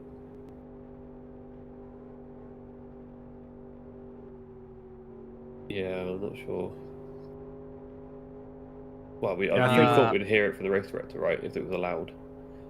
Guys, think He's we might- overtaking the GT3s under safety car. That's also forbidden. Yes, You cannot yes, do it I was- until your I was about to order point is that out. given. You cannot overtake a different class until ordered. So there we go. Car 42 is given an order, so that No will way, be respectable. no way, no this way. needs to stop now, lads, please. I think there must be something in the water here for the Live for Speed Endurance series tonight. I'm not sure what's going on. I don't think everyone's read the rule book. I think we need to get back and get in a consultation into a driver's briefing of sorts. We have Martin in the pits now looking to probably repair some damage and so on. I am getting it in my ear that a briefing was held prior to the race, but maybe somebody wasn't listening. It's difficult to see from the outside looking in, but one way or another, the true contenders will no doubt be reading that rule book backwards, forwards, looking for any rule to exploit, but they'll certainly be looking for rules to follow. They do not want a breaking of the rules to jeopardize their points scoring options. A reminder for you that points are scored from P1 all the way down to P9, with 2 points being scored for the 9th place runner. So at the moment, it is Tapal who will be our non-point scorer in the Prototype 1 category, whereas our entire GT3 field will be scoring points from 11th all the way down to 16th. Well, I think we have to take a breath here, gentlemen. It has been a chaotic first hour of racing, and we are having lots of shenanigans happen under the safety car. Well, it's hard to pick a moment for the start of the race, but I mean, where do you begin? How do you summarize the first half of this race? Disaster. Yeah, it's become a bit of a disaster, all right. Darius Brzezinskas, I have to say, the quality he's shown, I know we haven't put it on camera all the time, but he knows this is just a bizarre circumstance where at least if someone did crash and was overturned in an unsafe place, then yes, safety car 100%, but yeah, we just have to bring this race to a pause and just reset things. But Darius, he knows this race, he had it under his thumb. Of course, he could have made a mistake that cost him time or damaged the car, but he'll feel absolutely incensed that this is going on. So I feel sorry for him. I feel sorry, of course, for Loudons as well. He's driven extremely well for GT3. And yeah, with an hour to go, everything is reset. So the race is basically cut into two halves. Well, I think I'd also like to say that I'd like to be positive that after a reset we'll go forward and everyone will be a bit more sensible. However, the old adage, safety cars breed safety cars. Yes, you're right.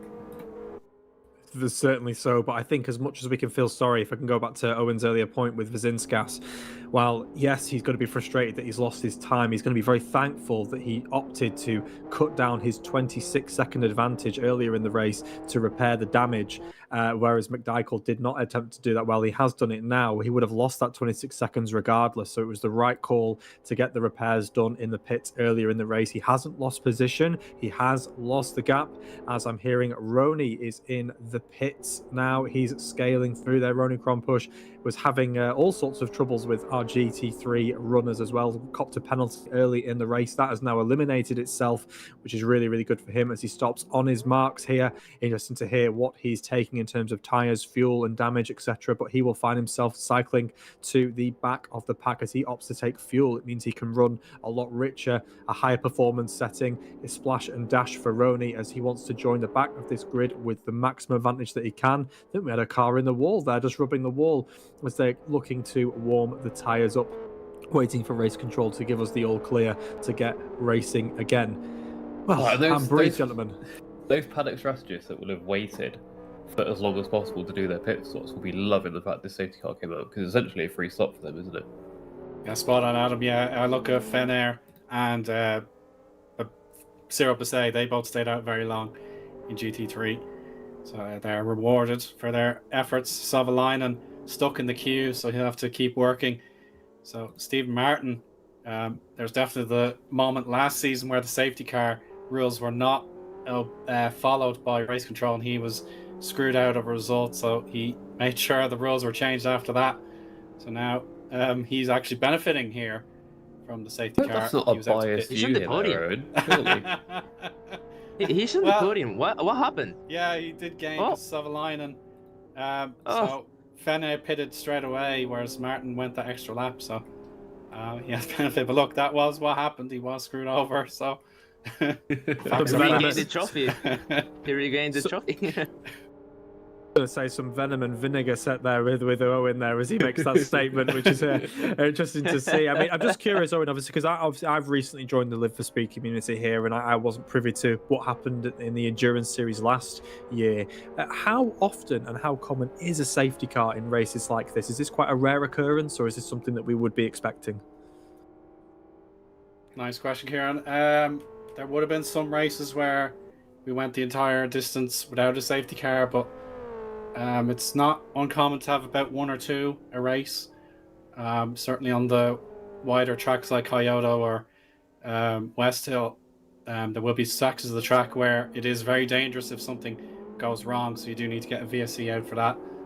If a car gets beached in the gravel, I know gravel's not a danger today, but a car beached in the gravel will trigger VSC automatically, because the rescue cars can bring them back onto circuit to rejoin the race if they wish to get back on. Otherwise, the driver may feel the car is too compromised and they won't be able to get back to pits. So, yeah, this track is a bit of an outlier without the gravel traps, which would be a case where a VSC at the bare minimum will be necessary every time.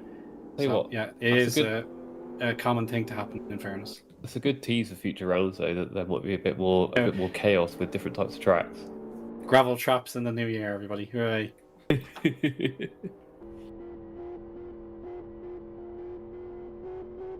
So the issues with the cars being lapped and so on and so forth will be looked after post race. So everybody, I know we're probably just shocked about what we've witnessed, but everyone in the race just needs to get on with it when we're allowed to. So onboard cameras here, the champion of P2 there, Johnny SVK, aka McDykel, just keeping himself focused now. He knows how to operate a single driver outfit, whereas Yes Motorsports, if they need to, they can trade drivers around, not a problem. But Darius, when we can get back racing, he will know it's my job to win the race with the remaining time. But Lara is back in the game, and Baptiste, of course, his race looked done and dusted about 40 minutes ago, guys, and now he's P4 in class. Yeah, it's a massive recovery, right? He was last and looked like it wasn't going to go anywhere, with massive damage to repair, and then came out and hit the wall again. But then, yeah, like you say, back up to fourth and right in this fight again. Yeah, it's been a fighting drive from Weze. They were in the wall and had to repair quite a lot of damage as well earlier on in the race. It's been a race of a lot of collisions and incidents for sure, but also some fantastic driving, particularly from our leader at the moment, Vazinskas, who is following the safety car real close as he can try and push for some more warmth in his tyres. I am not looking forward to seeing what happens on lap one with these guys on cold tyres, as I'm hearing in my ear safety car in this lap as he now pulls away from Vazinskas, who will have to slow the field down, back them up, give the safety car time to have a bit of a gap. Although saying that Vazinskas still following close, there he goes, he slows it down now. You can't overtake into the line, I believe, is that right? Yeah, the safety car line is clearly defined in the map. So we have a first safety car line that we can go to, and then the second safety car line if necessary. So yeah, you cannot overtake until the line. And the rules have been followed so closely by everyone in the grid as well. I'm sure that will be followed as well. But Vazinskas is now backing everyone up. You can see here, slowing the pace down, slowing everyone down now. Not much tyre warming going on here. Oh, Darius goes. Falls single He's file off very early. Has he been studying the rule book better than everybody? Green It's a flag, valid green start. flag. He's caught Johnny sleeping, and Lara could even pick him off as well. That was expertly done. That's crazy. How's he just tripped and jumped it. That's brilliant. Yeah, great work from Vazinskas, but I don't want to be another kid calling homework for the teacher. Lara and McDykel need to be looked at for crossing that white line again to try and extend that advantage. We've got cars left, right and centre through turn two. They're running too wide. Vazinskas has checked out. He is gone.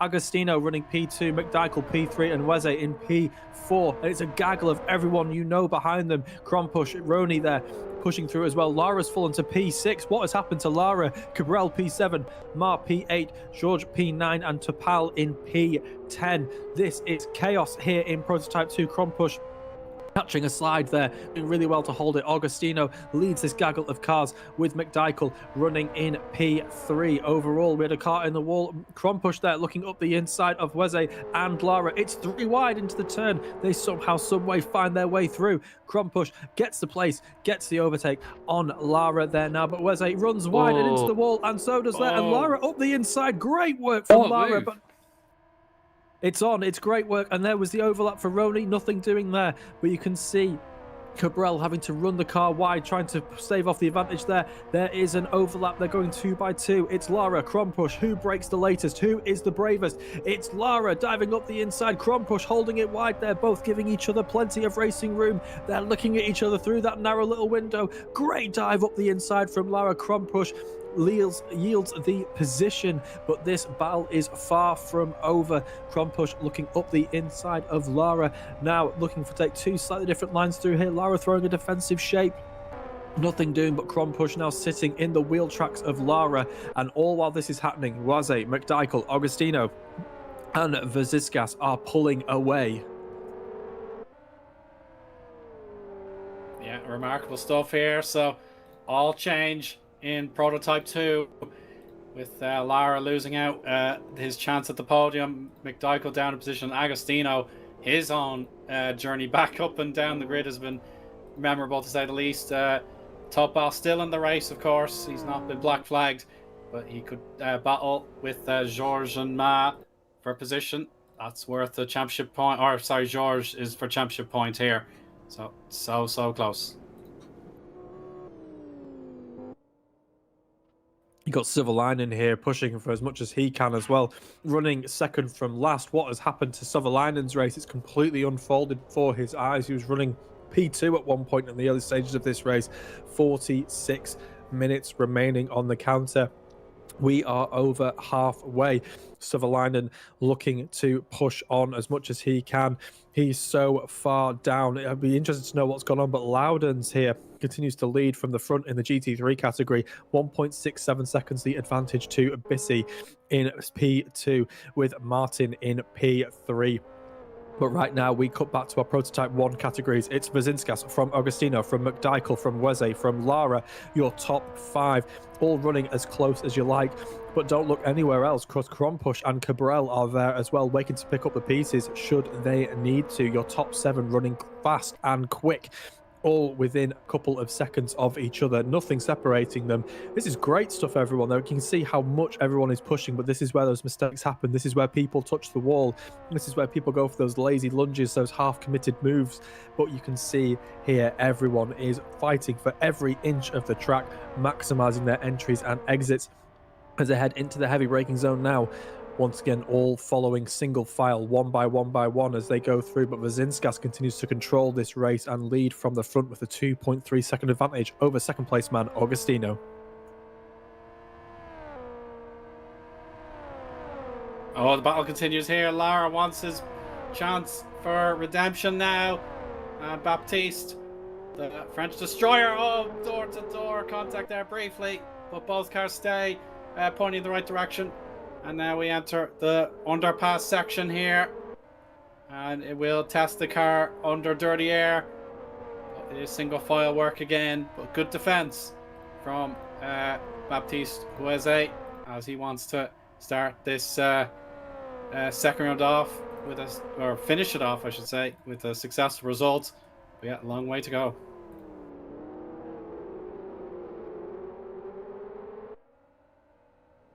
Yeah, you've got Loudon's here, still continuing to lead the GT3 category, 2.37 seconds the advantage. It's growing over Bissy, who is trying to hold on to P2. He's got Sutherland just behind them as well. It's kind of weird how that's all shaked out in GT3 in terms of the overlaps and in the time advantages there, but you've got Fenner running in P4, Martin running in P3, Sutherland running in P5, and Gazau in P16. From there, Tapal is in the pits, serving, I believe, probably another penalty. It's going to be a drive through for Lara, overtaking before the safety car restart line on lap 54. That's huge news for Lara. That's huge, huge, huge for one of our race-winning protagonists. They had a Really real good. opportunity and a great result there, but that silly mistake, as I said before, this is why you need to read that rule book left and right, up and down, because a mistake in the rules can cost you a big result, and this will cost Lara huge. Really good score there after doing that. That's a massive shame. They were really, really fast, really good competitor there. Hope to see. Yeah, I'm definitely feeling that sentiment, gentlemen. But Savalainen here, Christian Savalainen, has the exact same penalty for a GT3 category car. So his ambition to get on the podium, it's evaporating. So it's left the door open for Fene. Oh no! I don't know what to say, guys. Come on. Yeah, well, for those that can't hear that, we're hearing that Tapal has crossed the pit exit line again, which will be the 5th infraction. I'm not even sure that he's had the previous penalties for the other 2 infractions that he's had so far. Tapal is, as I said, doing everything he can to not score points in this race. It's becoming an impressive feat here. Again, I'm saying all this tongue-in-cheek. I can only assume it's because he cannot see the exit line from the vehicle, but he's been told several times you would be overcautious at this stage, but he continues to make the same mistake, and it's costing him dearly. Yeah, But now I'm not sure the race director will have sympathy on that one.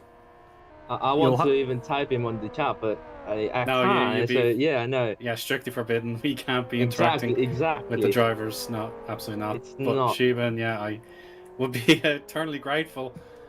Puts me of on the wisdom nerves. would be so helpful here, but we can't do it. But the Yeah. frustrating thing is, as well, is he finds himself now slowing down second place Man Augustino because he's not moving out of the way. He's fighting for position here as well, so he's deliberately slowing him down as well.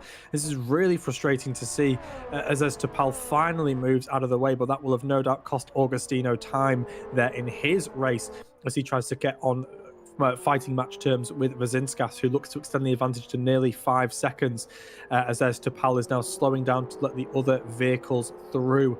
Again, more penalties will be coming his way for those repeated pit lane infractions. You would suspect that the penalties would have to kind of increase in severity because the message is clearly not being heard.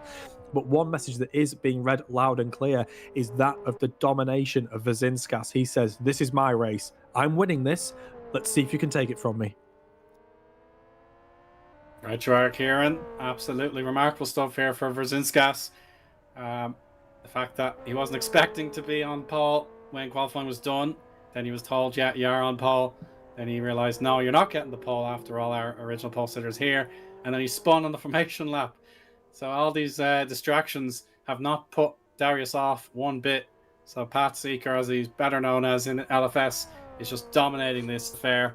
And there's still a way to go here. 41 minutes as he crossed the line with a 1 minute 12. So we're back up to the 1 minute 12s on the fuel load after we saw some qualifying-esque performances from our contenders for the win here in P2. So there we go. If he can keep this up, then yeah, the win will be his. That number 72 Yes Motorsports car is one of the few entries this race that has 2 drivers signed up. I get the impression there won't be 2 drivers driving in this race. He's been so quick today. Why'd you take him out and see? Yeah, no, you've got to true, feel Adam. like something of a spare part if you're the number 2 driver of the number 72 here. You've got to be looking at the screen just going, yeah, I think I'll let Darius keep whacking in those purple sectors. I'll let him keep setting those fastest laps. Seems to have it on control. I'll just keep sitting here sipping my coffee and I'll jump in if I'm needed. But right now Vazinskas is doing great, and there we have it. There we go. Tapal number 28 disqualification. Going incorrect direction on the track. That is an earlier infraction that Shibin caught himself. They're reversing up to serve the pit lane drive-through penalty that he had under the safety car, and there Tapal has been disqualified. He's tripped over the driver. He'd car fryer there. That was Carfryer, yeah. Carfryer probably fortunate to not spin out there, but definitely the front right and rear right took a little niggle there, but that's the end It's going to end of to Top Pal's Italy, I think. participation here. I think it's a day to forget for Dave Pal, isn't it?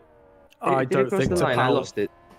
I don't think Tapal is going to be on very many people's Christmas list at the end of this one. He's definitely on the naughty list and certainly off the Christmas card list of some of the drivers there. But I think it's probably the best thing for Tapal to call it a night, and there he has left, which means that every single competitor in this race will be scoring points. of course, again, P1 down to P9 will score points. So currently our last place scorer in the Prototype 2 category is Georges. All he needs to do now, well, nothing really. He can leave now and he'd score 2 points. When we have Gazoo in P15 as well, also scoring points as well. So it's been a real race of attrition. Now, for the higher point scorers, all they need to do is stick to the rule book. And remember, everyone, for those just joining us, we had several safety car infringements with some overtaking happening on camera, and that will be sorted after the race. So again, take these results with a pinch of salt, because we could see some big movement in the timing tower. Contrary to what you believe, GT3 is not a single make series like Prototype 2. There is an Audi out there as well. Just the one, though. Of course, yeah. That is the Donald Feney car, the Gum Garage third car there. So Gum Garage, very active performers here, or entries into LFS Endurance Series. So Donald, Gum Garage Donald, is just doing his level best here to make the Audi look as spectacular as it sounds. But Steve Martin is nearly 8 seconds clear, and here's race leader to lap him again. So there we go. Donald Feney moves out of the way appropriately there. He doesn't slow down because he doesn't have to do what he's told until he feels like he has to. So Brzezinski just drove by safely. And that's a sign of a composed driver, not under any anxiety at the moment. So Feney has to try and figure out a way to catch up to Stephen Martin to prevent the McLaren 1-2-3. Well, Audi are making a bit of a resurgence recently in motorsport, aren't they? They're coming into F1, they're coming back into British touring cars, and we've got an entry here as well. It's good to see. Yeah, and of course the Audi R8 GT3 car is something of a rare thing to see since the model line was discontinued recently and development ceased on that vehicle as well. So while you will see some series in the real world still carrying the Audi GT3 car, the development unfortunately has ceased on that. So when you do see one in person, you see that mighty V8 roaring through the crowd.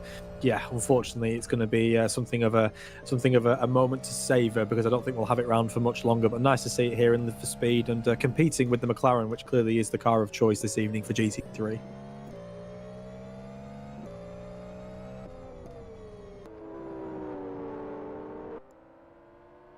Sensible letting that traffic through as well there.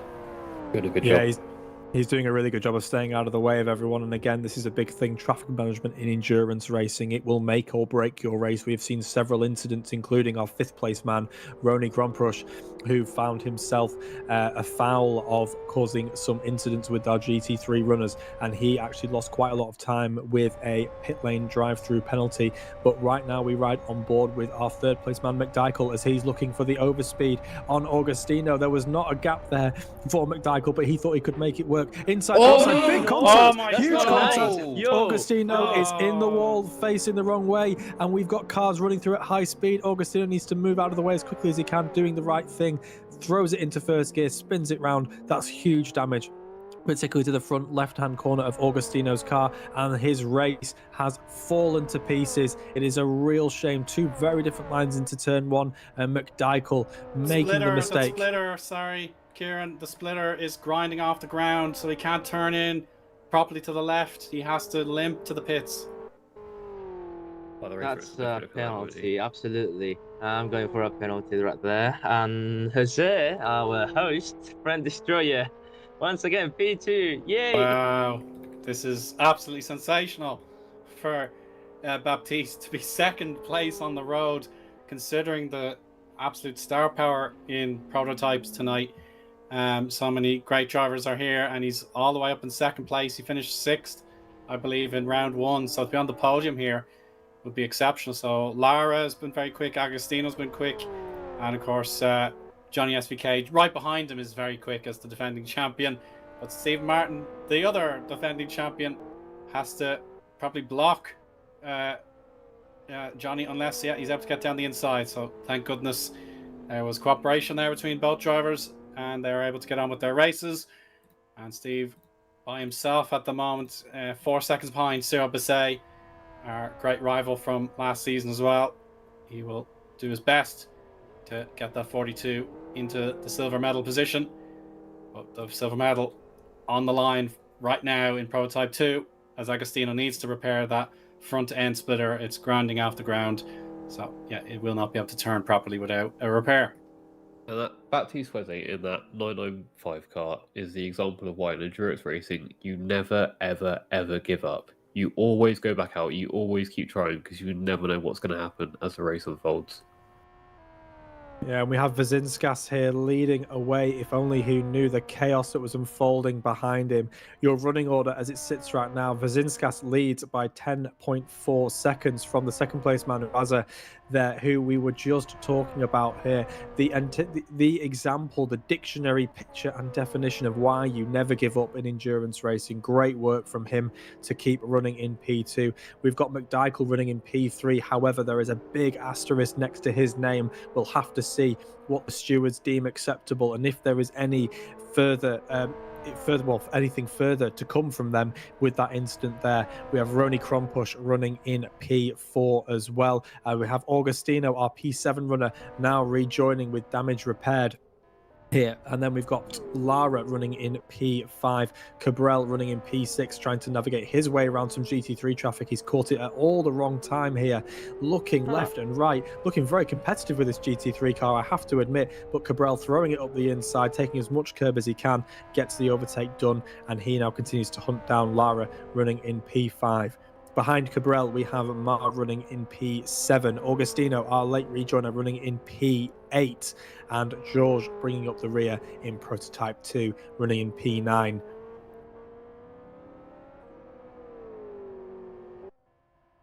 Wheels will go into GT3 as well, right? Yeah, certainly. We've got Loudons here running in P10 overall as well. It's going to be a top 10 finish for a GT3 car. That says a lot about the narrative of the race for those that are just joining us right now. And we have a battle for P2. Wazay and McDykel have overtaken him there. We've got Bissy running in P2 in the GT3 category as well. Great race from him so far. Martin, our defending champion, and Owen's best friend, running in P3 and doing his march back up the order, trying to score some points. He had a terrible start to the race, and he's, again, another example of why you never give up, because circumstances can fall your way in endurance racing. Martin might yet score some more points. We've got Fenner, our sole remaining and only representative from another manufacturer. It's McLaren domination here, apart from that lovely Audi R8. And we had Kovalainen, Savalainen, getting my Finnish racing drivers mixed up there. I do apologise. Savalainen there, just rubbing the wall as he continues to try and recover what has been a very disappointing race. He was so competitive at the start, but found himself a foul in that safety car rejoin there, rubbing the wall again, and then bringing up behind Savalainen. We've got Gizao, who is in P15 and in the pits. I'm not sure. It might be a splash and dash or damage repair, because the tires are damage repair. Yeah, so he could get back on circuit. Just hoping for someone to drop out of the race. He's 2 laps down on Christian Savalainen by himself, and I'm not sure why Savalainen's a whole lap down behind Donald. So maybe just something went badly wrong in the safety car period for him when he was in contention for the podium, but yeah, you'll have to just keep pushing on. I'll just depend on that from you, Kieran. The 2 cars that have retired from the race are the 55 Master Race car of Fornells and the number 7 Mustang Lost Points team from Martin. And then obviously our disqualified driver, Project Racing, Topal. And then we've got the disqualified car, the one I mentioned that, but oh, yes. Sorry, Xibin, that's Weze in the wall at the final breaking point, and Johnny SVK could take advantage here. He's got slipstream. The extra 2 kinks to form the start-finish line will help our defending champion out here, and he'll go down the inside. Can he slow it down in time? He can. Good bite on the tires there. Still healthy, fresh tires after the pit stops under safety car. And there we have it. The Baptiste French Destroyer parade has to settle after losing that second position, but it's far from over. Half an hour to go. Half an hour remaining, but McDykel still has that stewarding decision hanging over his head, and he's in the wall! He's in the wall! And he's touched Wazza. That's huge. Both of them continuing on and still pushing forward, but both will no doubt be carrying damage as they both not only hit the wall, but hit each other. That's huge for P2 and P3. These Prototype 2 drivers don't want the podium, do they? That's serious damage. Adam, no. Roni Krompush was a driver that we were talking about as a contender in the first half an hour of the race. Then he had that contact with Stephen Martin trying to lap him. There was contact and he was penalised for unsafe driving, but there's no further action after incidents earlier in the race. So there we go, the Lara and Agostino contact, no further action. And the McDykel and the Augustino, which I have to admit I'm slightly surprised to see there that was a move past there with no further action from the stewards there. I'm really surprised to see that. I might want to have another look at that again for me. But there we have Sovalainen looking to sweep around the outside. There, brilliant stuff. Great move from Sovalainen up the inside and through. That shows the pace advantage of the McLaren, but also slight pace advantage between the drivers. As Fenner looking to go on the counter-attack. Sovalainen running slightly wide there. The Audi, glorious V10 screaming in the back there as he hunts down Sovalainen, but appears to be pulling away. That position secure as he tries to get that lap back on the GT3 field.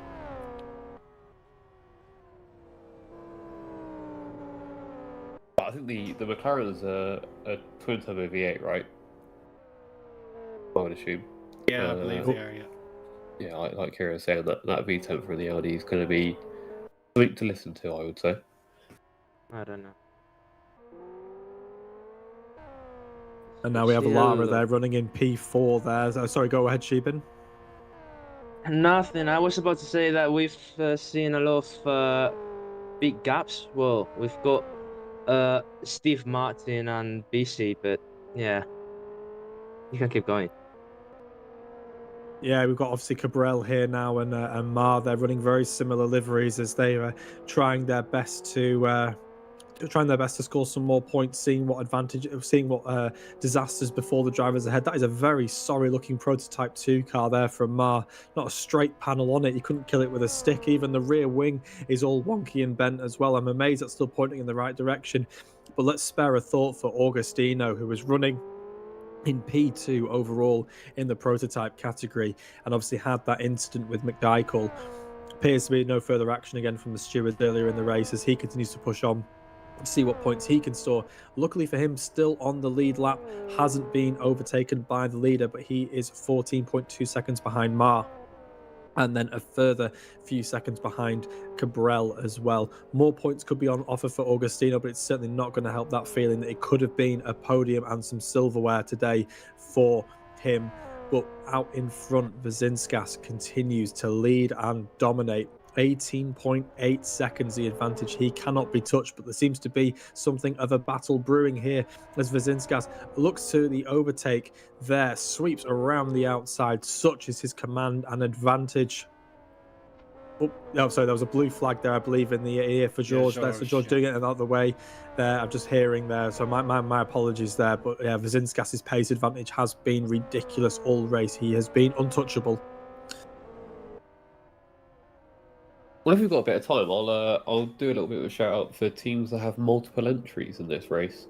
Master Race Car, they had 2 Prototype 2s and a single GT3. Did have another GT3 entered, but didn't take the start. We've got Race Green, who have got 2 Prototype 2s. Who else have we got? We've got 2 Signals cars in Prototype 2. And 2 FSR Prototype 2s, and I think that might be all of the multiple team entries. But of course, Yes Motorsport lead the race. Certainly, the next month's charity event. Well, certainly the 4 hours for Anna as part of the overall 24 hours for Anna, and I forget where it is actually. Whoops. Yeah, that'll definitely bring in the attendance for sure. Perhaps the Savage Sim Sports will be back. It'd be great to see if Kapal can make that one. Gum Garage have extra cars that they could run if they have the capacity. So, yeah, there should be more variety, I'm sure, next month's event. So, yeah, keep an eye out for that. Well, the Yeah. 177 Yeah, car, West Hill, of course. Audi West that we saw practicing that hasn't taken start, that's flagged as the number 1 gum garage. The car that's actually racing, Donald's 176, that's gum garage number 3. So I Yeah. don't know what's happened to gum garage number 2, but I'm sure there's a story behind that we're just not aware of. It's a phantom chassis. It's running around somewhere. It's just intimidating the other drivers in an attempt to make the third car of Fenner here climb up the grid. But you know what? I can't just say great livery across the series as well. We obviously commentate and look after Retro Cup as well. And Fenner has a fantastic livery there as well on the Porsche that he runs. I do love this green to blue gradient that he's got here. I'm just hearing that we have another retirement in my ear. I just didn't quite catch the name, unfortunately, so I'll revert back to my colleague. Savolainen. I think I spelled it. Yeah. Another one of the master race cars. Horrible It's to hear. It's a really bitter end for Savolainen because he was running a great race. He was one of our podium contenders. Again, I was unsure. I don't know if any of my colleagues catched it, but something seemed to go wrong during that sort of safety car period. They just seemed to lose a huge chunk of time and fall out of contention. And then, Well, I think he's a minute and 30 off, right? On the That's restart. correct. I couldn't work out where that time had come from. I don't know if anyone else caught that. What the reason why? My only assumption was he was lapped under safety car and he got caught behind safety car and he couldn't get his lap back. That's my assumption, but I don't know. He's one of the few people that actually followed the rules apparently and didn't overtake on the safety car. Well, the only benefit for Savolainen is that ultimately he will be able to still score points in terms of his finishing position in this race, just due to the attrition rate of the GT3 category as well. So while it is a consolation prize, it is still points nonetheless. So we will see him back, no doubt, in the upcoming rounds. And speaking of points, no consolation prize needed so far for Vzinskas. As we sit a ticking down from 22 minutes and 17 seconds, Vzinskas continues to lead this race from the front, as he has done from the start of the race. For those that haven't followed the narrative and maybe just joining us, Vzinskas was supposed to be starting this race in P2, except he wasn't. He was supposed to be starting in P1, and then he was supposed to be starting in P2. And just flashing up on my screen here, Ma, the number 238, has scored a drive-through penalty for crossing that pit exit blend line. This is something that will have to go back. This is going to have to go into the driver's rule book again. Maybe a reminder for the next round, because so many drivers have fallen afoul of it. Easy for me to say, but one man that is not falling afoul of it is Vzinskas, who continues to dominate with a 21.8 second advantage. Let's keep all eyes on Mar 238 now. Let's hope he does not cross this exit line, as we have seen his other compatriots do. Again, the driver viewpoint over that left wheel, keeping very right. That is how you do it, Mar. Everyone take notes. Great stuff, apart from the cutting across the nose of the GT3 car. That was close stuff, but somehow, some way, we all make it through. Number 92 Landa there. I think they are a Polish driver. Yeah, that was a real close call between the two of them. Really close call there. The blending traffic between the Prototype 2 and the GT3 car there as well. But Ma continues to push on. Again, he's going to be on to score some points this round, simply by the attrition rate and keeping his foot on the gas and staying with it. 20 minutes remaining. We are in the dying moments of what has been an eventful and, let's say, controversial 2 hours of Shibuya in the round 2 of the Live for Speed Endurance Series. Boys, what's your moment of the race? Well, that's come out of nowhere. That's a big question. Yeah, it's just catch you off guard there. It's got to be done. I think Agostino's rejoin. That was a huge moment. I'm jumping in with a safety car just to steal that one so no one else can have it. I'm having a safety car. That's a massive moment. Huge pit stop strategy as well. Sorry, Foniellas has rejoined. Beg your pardon, it's Foniellas. Yeah, I mean, for me, it has to be the warm up lap shenanigans. Our pole sitter going for a spin and having to start from all the way back from the grid, not 1 but 2 marches back up the field. It has been eventful. I cannot encourage our watchers and viewers enough to go back and watch the highlights. Go back to the start of this race and watch the opening laps. It was absolute chaos. And here we have the number 88 of Agostino running in P7, trying to close the gap to Cabral and score more points. He was running in P2 at one point. We also have Lara running in P4, 26 seconds behind. there as well. Roni Krompush somehow, some way, has found his way up into P3. He had several tangles and spins and spills with our GT3 runners earlier in the race, including a drive-through penalty, no doubt, but he finds himself in the podium position and only 1.5 seconds behind McDykel. This is going to be an interesting stuff. There will be battles for silverware as second place honours are still up for grabs in the Prototype 2 category. Well, I mean, I've kind of got a question on that, what you're talking about with the formation lap, because I know a few theories will allow you to try and regain those places if you spin on the formation lap, as long as you're before a certain point. So, and I know you said you skimmed the rules and didn't see anything on it, but I wonder if that was the regulation you have to wait, whether he could have made up the time to take the pole again and didn't, or whether it was just a hesitation with questioning the race director and didn't get an answer in time.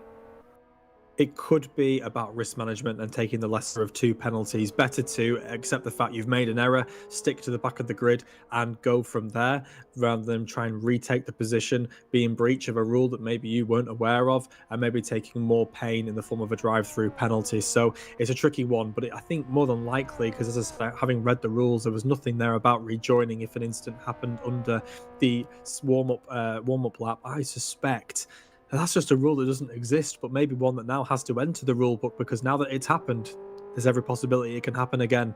But it was certainly not something we were expecting, as neither was getting a safety car for track repairs. That was something that came out of nowhere. Absolutely. Yeah, that's not something I've ever seen before.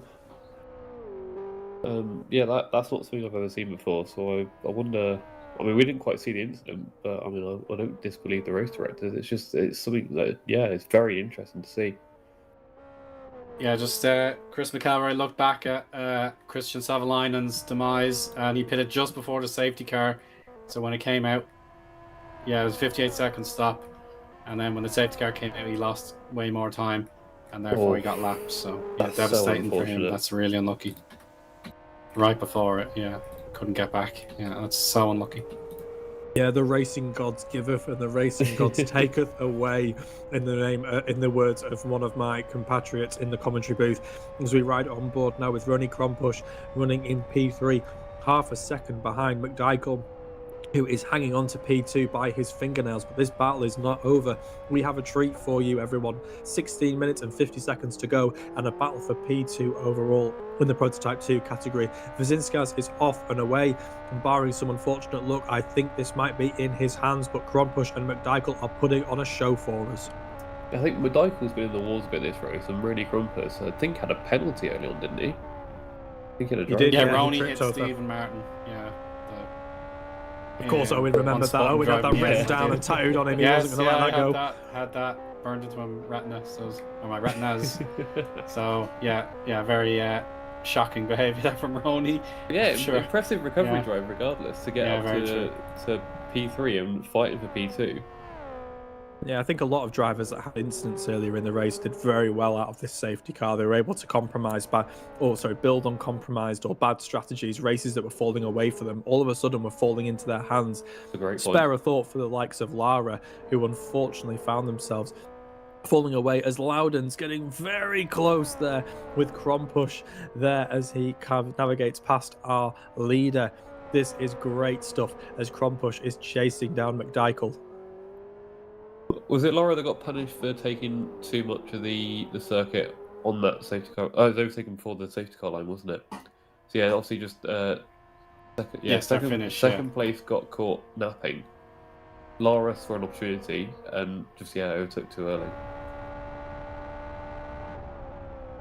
Yeah, one of the big lessons learned from this round of endurance racing is going to be you have to read the rule book, you have to note it. We've had so many incidents, and again, to let everyone know, maybe those that are just joining us, we still have a lot of question marks over our finishing order. Several drivers potentially in breach of safety car regulations, with maybe some overtakes that shouldn't have been taking place. Again, we'll have to get back to you with the full race results post-race, but as they run on track, it's Vasinskas, McDykel, Krompush from Lara, Jose and Cabrel, Augustino, Mar and George, your top 9 runners in the Prototype 2 category, whereas your GT3, Loudon's dominant over his compatriots from Bissy, Martin, Fenner and Gizao in P14. 14 runners remain. It has been an absolute war out there at Shibuya. And there's still time. The battle will commence and recommence until the checkered flag waves. Roney could have a good slipstream here. He knows there is a car just ahead. It's Georges in the number 9, so it's another prototype car that will be lapped later on. But for now, it's a straight 1v1 battle for second position in the race. Just 0.4 of a second separating them. And now the very tricky turn 2, acute hairpin there. Got through it just fine, and then they're going to reach speeds of nearly 230 kilometers an hour before they have to just dab. Actually, don't even have to lift. It's flat out in the prototypes before they finally brake. There we go, 250 kilometers an hour. Absolutely remarkable speeds in such a confined area of the track when they're turning the wheel. And there we go. It looks like Such a great camera angle as well. Yeah, super work with the cameras. And Johnny has pulled out 0.2 of a second in the second sector, so he's making Roney sweat a little bit. But can he gain some more time in the slower bits as we finish up the lap after this braking point and the 2 kinks?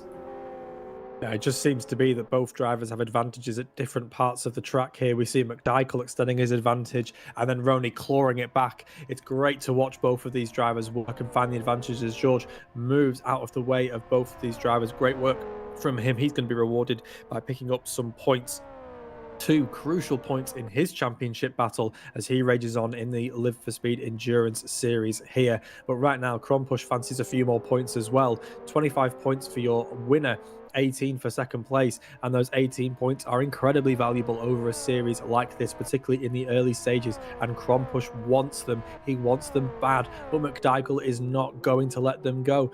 But there we have Vazinskas, who will be on for the maximum 25 points for winning this race. And we also have Martin there running in P3, last year's GT3 champion, as he tries to make up the gap. He's closed up to less than half a second on Bissy. Second place could be on. 18 points could be going the way of Steve Martin and by extension Eoin, of course. But we have Martin chasing him down as close as he can. He's getting closer and closer.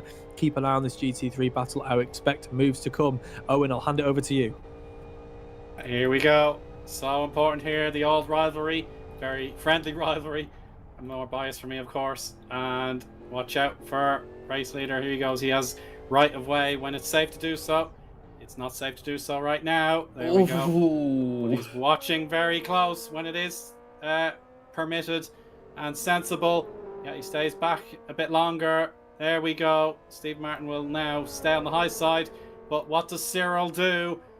He stays on the inside line and contact into the wall. And Steve Martin gets a gimme. P2 for the champion. And he won't be giving that back up, will he? Great work from Martin there. He helped navigate that Prototype 2 traffic really, really well, but the same cannot be said for Bissy, who unfortunately finds himself tripping over our leader, Vazinskas. That is probably the highest that Vazinskas's heart rate has been for the entire race. It has been stellar from start to finish, but that was a very, very tense moment there for our second place GT3 runner, or formerly second place GT3 runner, I should say, who nearly tripped over our race leader. And we have now our second place. Close. Turn 2, sorry.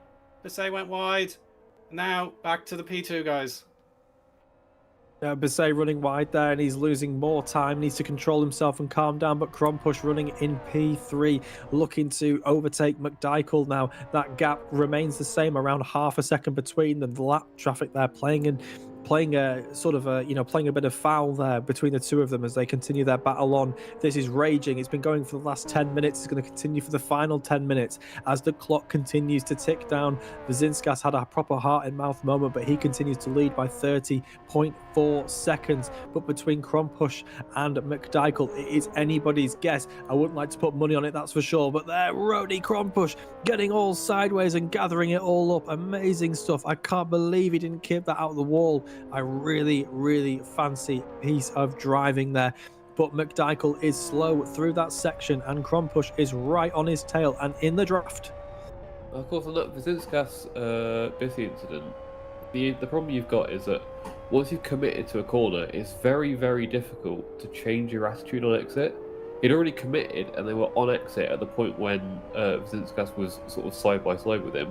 and it's very hard to sort of back yourself off or anything because you're just going to unsettle the car and put yourself in the spin. Yeah, for sure. But now, side by side, we have Ronnie with a wide open windscreen, but he's got to avoid the understeer. He's got to grand push P2. What a fantastic pass, but it's not over yet. A chance into the next corner. It's a harder braking spot. And there we go. Absolutely brilliant from McDykel. He's back ahead. But Ronnie, that was courageous beyond belief there to try that overtake into turn one. The move of the race followed up by the counter-attack of the century. Great stuff from McDykel and Krompush there, leaving it all on the line. 2 hours of racing, and it all comes down to less than half a second. Both of these gentlemen pushing for everything he can. You think this would be for the championship, but it's for P2 of round 2 here at the 2 hours of Shibuya. Who will take home the silverware? Who will finish P2 and who will finish on the lower step P3? Will they finish there at all? They're both pushing like crazy. Could Lara be in position to pick up the pieces as they set the fastest lap? Just shy of 19 seconds away. Lara in waiting, hoping to pick up the pieces of an incident perhaps. But Krompush and McDykel are giving it everything they've got.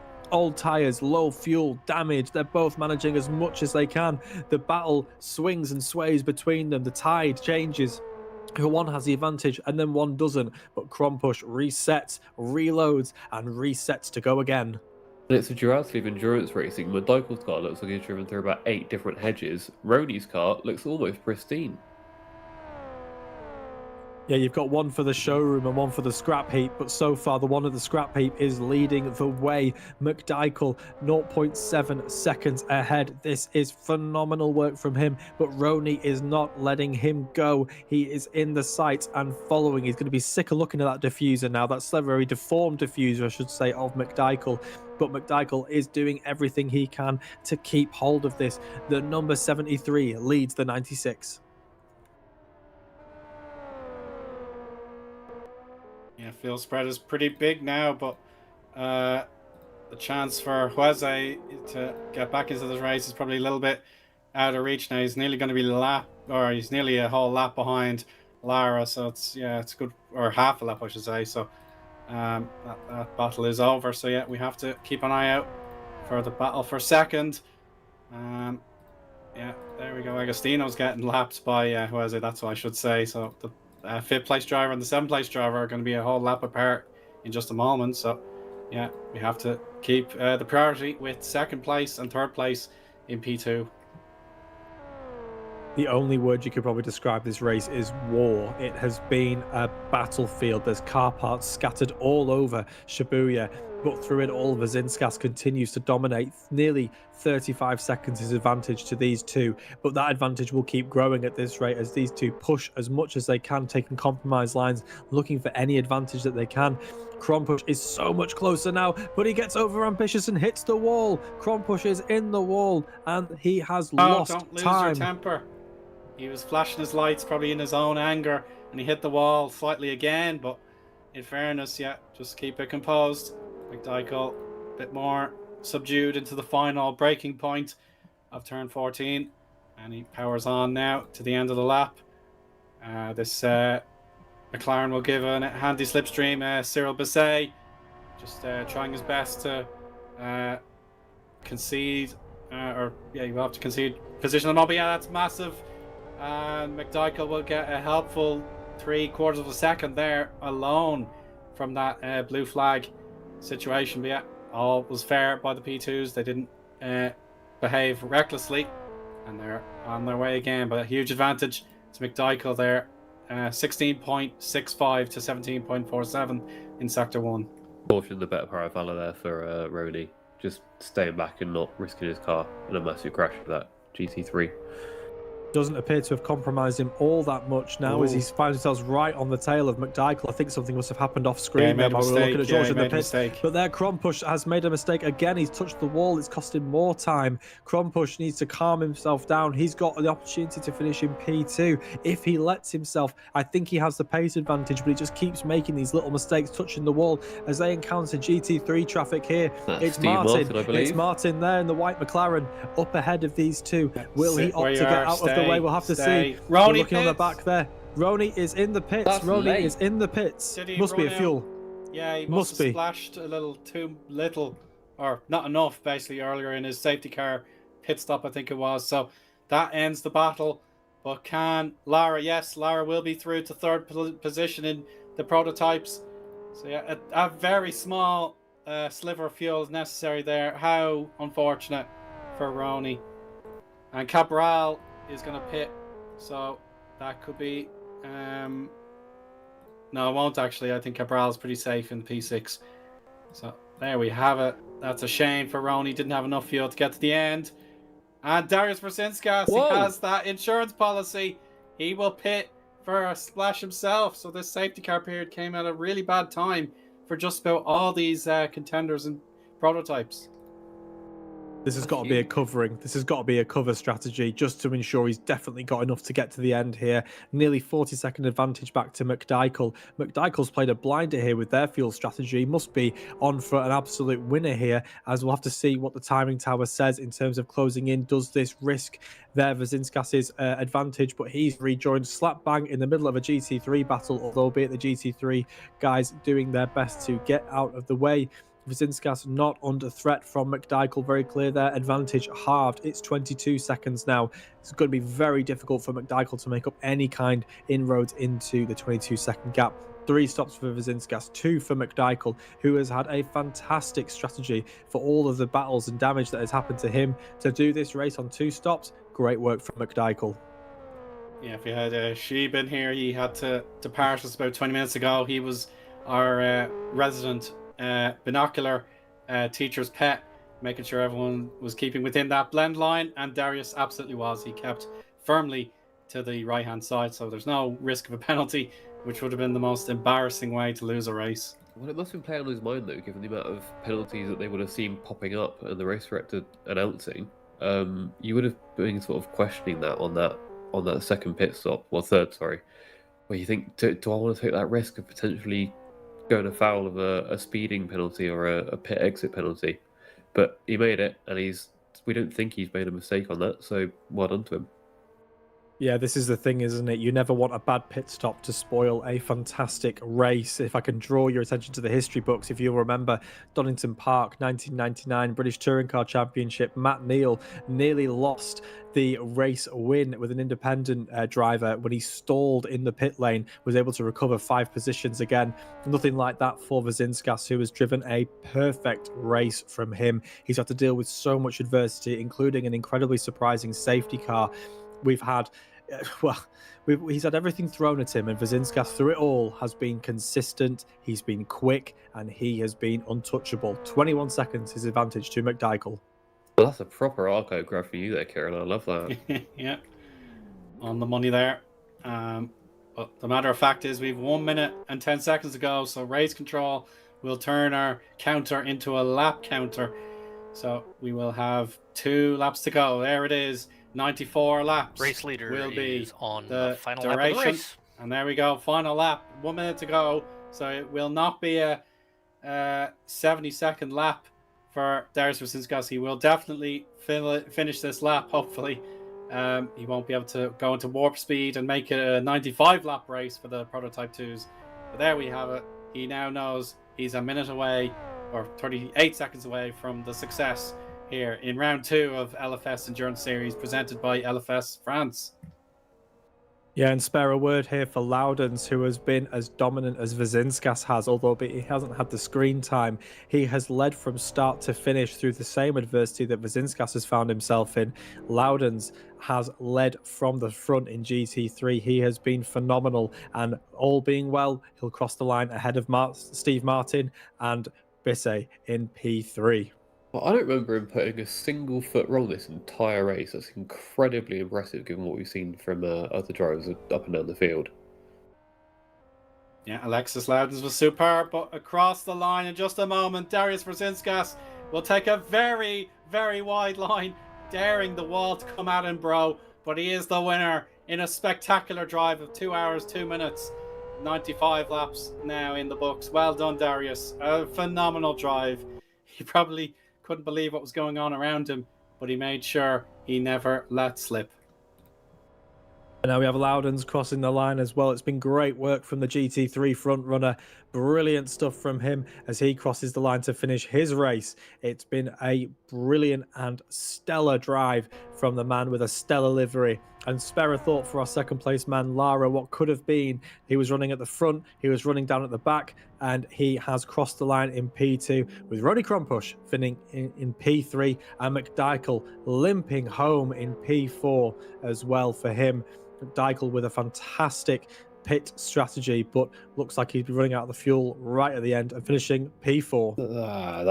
Now we know why everyone picked at the end of the race, don't we? We sure do there, Adam. Yeah, 100%. The fuel was on the bubble for these P2 cars, the prototype 2s. Yeah. Good to see that, but and he's fallen further down as well. He's looking like he might not finish P5 here as well as he comes crawling around the corner, doing everything he can, willing it along, throwing his weight forward as he can. But that's really nice to see there as well. Just going to push him along. Is it going to be Shades over Lightning McQueen and the King in Cars 1? I don't think so. But I'll take over the role of teacher's pet. We've seen another series. Getting help to cross the line will incur a penalty. So you'd hope we don't see that. But well, he has to take the start finish though for the photos. We have our customary photos for our podium setters. So it will be Darius Rosinskas, Gabriel Lara and Ronnie Krumpusch who will assemble on start finish for the prototype 2s, and then we'll have Alexis Loudon, Stephen Martin and Cyril Basset together on camera as well. So I suppose he'll get away with it, Darius, because he was required to be on the start finish line for procedure. Well, it's lovely to see the celebrations here. It's something that some other series miss, and it's nice to see everyone return to the pits under their own power where they can, and line up here for a photo. Yeah, it's a really nice thing to see here. Our podium finishers there sitting along the start-finish straight there, and we even have our GT3 finishers coming round as well. That's really nice to see our GT3 combatants coming round to celebrate with our Prototype 2 winners as well. It's been a fabulous drive from all those that finished, and commendable to get to the end, never mind win. It's been a real war of attrition here at round 2 of Shibuya. And now we have our SBTV logo laid out beautifully at turn 1, but there we go. We require 2 more cars in each category. Ronnie is sitting there, but Gabriel Lara hasn't shown up yet. Gabriel not on circuit. He's in the garage. He may not have remembered he needs to be on the grid for a photo. So that will not help. Get it back out. Yeah, LFS France love to write up detailed race reports in English and Francais. So it'll be disappointing to not have the accurate photo. There he is. There we go. There's a look at our class winner here in GT3. So well done, Alexis. You're now able to make this an accurate photograph for everybody. Where's our P3 and P2 and prototype? Sorry, Lara's just sitting in the garage. I don't know why, but anyway, we need to focus on the official results. So it is Darius Rosinskas, the provisional winner, but I doubt there's anything can be deducted from him. A beautiful drive for the 2 hours and 2 minutes. He was dominant all afternoon and evening. Gabriel Lara, P2 there with Ronnie Krumpusch picking up a fantastic podium given the circumstances of his race. And then we've Baptiste Tueze, the series founder there in P4.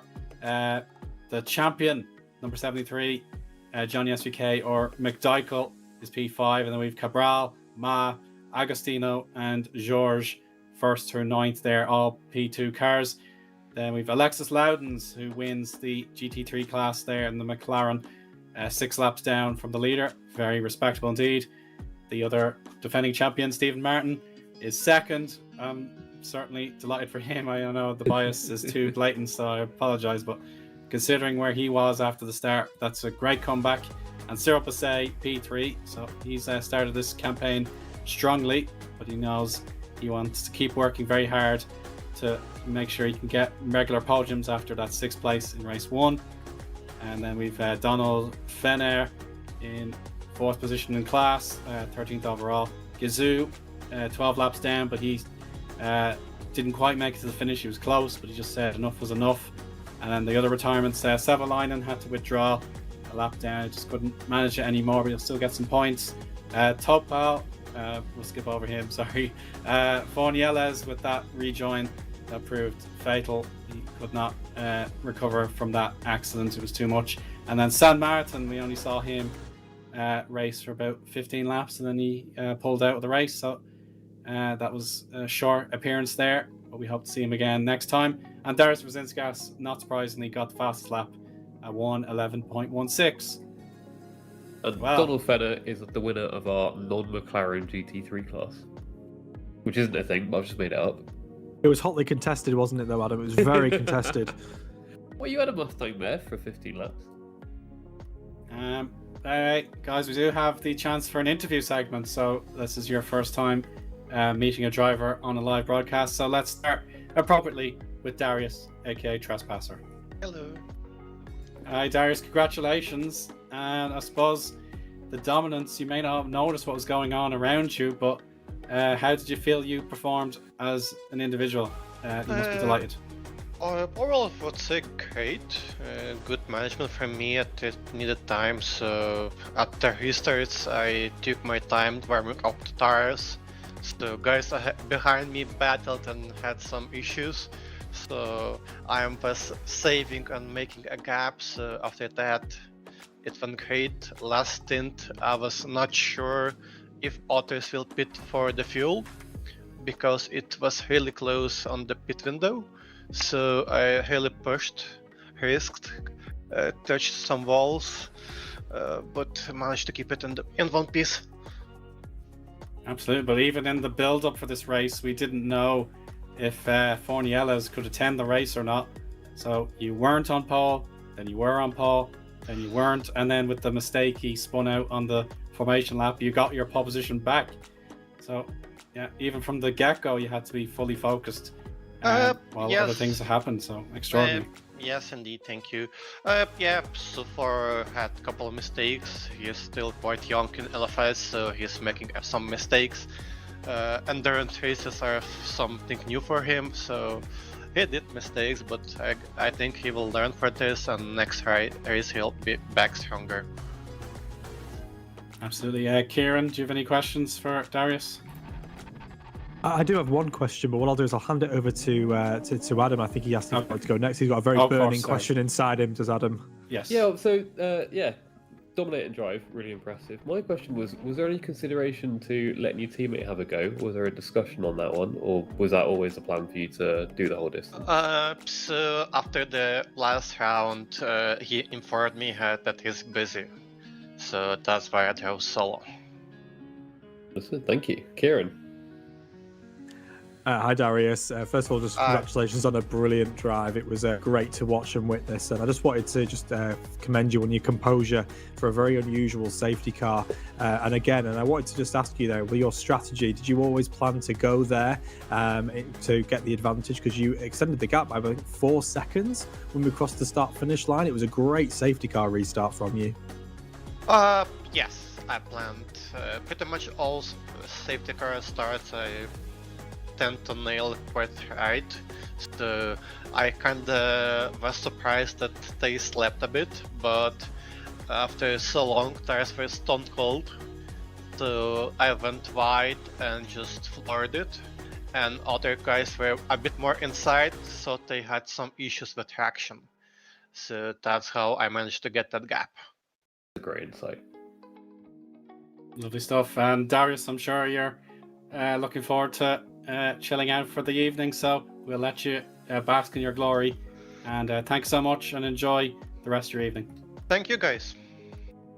So let's bring in Alexis, our winner in the GT3 category, so let's have a chat with him now. Hi Alexis, can you hear us? Yes. Fabulous stuff. So many congratulations, and kind of similar story between you in GT3 and Darius in the prototypes. You led the way from the get-go. You never really looked back. So could you comment on how you felt that race went? Yes, indeed. But I think that I was always in the clean air, so it was in my advantage, I think. So I was able to left the group, let's say. but yeah, it was a great race for me. I had a good pace and I didn't make too many mistakes, which is not so easy on this kind of track, of course. So yes, I am pretty happy with this result. Yeah. As well, you should be. And the overtake to make sure that pole sitter Stephen Martin could not really take a pot shot at you. He had to defend, but he couldn't do it. So very brave, I must say. So could you let us know how you felt on the get-go? You were very strong on the launch.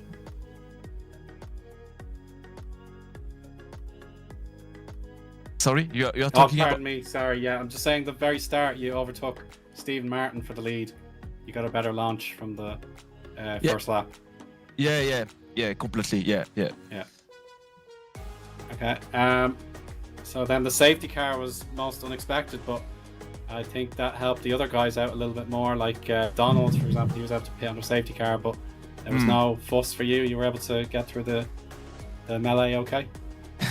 Well, when I saw the message regarding the safety car, I was, oh shit, but yeah. Sorry okay. for the language. Yeah. Sorry for that, but yeah, I just managed to take the second restart like nicely, let's say. So yeah, hopefully for me, but yeah, so great race for me, I think. Yeah. Adam, do you have a question for Alexis? Well, it's a bit difficult because you had one of those anonymous races where you just led and walked away and didn't have any incidents, and I don't think we really saw you the whole race. Yeah, indeed. So I play Life for Speed since like 15 years ago, I think, but I make like a very long break, and I restarted to play like 4 years ago, but yeah, I didn't participate to many leagues, so yeah, I just now take the opportunity to take this one like seriously, and I want to drive like all the race, let's say, and yeah. You certainly did that. It was very impressive. Kieran, did you got anything? Yes, Monsieur Loudons, that is a shot across the bow there. I think you say, I'm taking this championship seriously. And that is a concern for all in the GT3 category because your drive today was absolutely fantastic. I just wanted to ask about how you go about sort of managing the battles with other GT3 competitors alongside having to make way for the Prototype 2 drivers. We did see several incidents, but thankfully you weren't involved in really any. Yeah, just wanted to see what your thoughts were on that. So yeah, because so I was always in the first place. So as I said, I was always in the clean air, so it was a big advantage for me. So I think after 2 laps, the gap was made with the second place. So it was, let's say, easy for me, let's say. But yeah, for the rest, regarding the traffic with the LMP2, yes, I just try to make some space, some time to have like clean overtaking and try to lose not so much time. And yeah, I think I made the job, let's say. The job you certainly did. Adam, you want to follow up with something? Yes, I was just curious. We saw obviously GT3 is a class that has multiple different cars, but we saw a massive oversubscription of McLarens. Can you talk a bit about that? Yeah, indeed. So last year, during the last endurance 4 hour for Hana on Kyoto, I participated to this race, and before choosing the car, I made like a quick trial of like 20 minutes with each cars, and at this step, for me, the McLaren was the car like let's say maybe the fastest, but also the car with, let's say, sorry for the English. Closest to drive?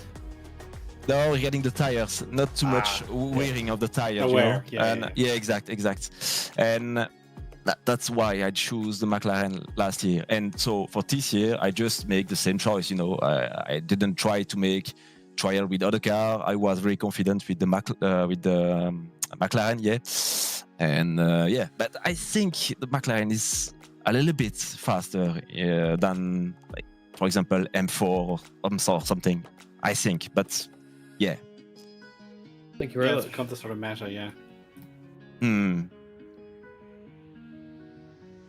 Right, that's lovely stuff, Alexis. Great to have you in the interview room, and of course, enjoy the rest of your evening, and hope to see you again for the 4 hours of West Hill. That should be very interesting. Of course. But I have to find someone to drive with me, because I will not drive for 4 hours in solo. So I have to, I have to search about someone. I hear I'm the loyal super sub to Adam SM Sears is Racing, available. Absolutely not. I'm No loyal. chance. Thank you very much, guys, and thank you for the live commentary. I am, I will check that. Thanks so much.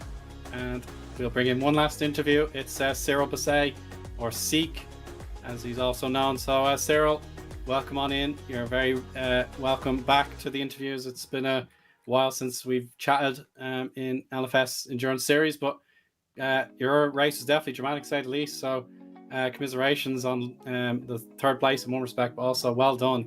So, what did you think went well? Let's begin with the positives. Hi, thanks. And yeah, it's been a while. So the race was pretty good on my end. I did make a few mistakes that cost me a bit, but I think I had pretty good pace early on, except for Alexis, of course, because he was really faster than everyone else. And then I don't know.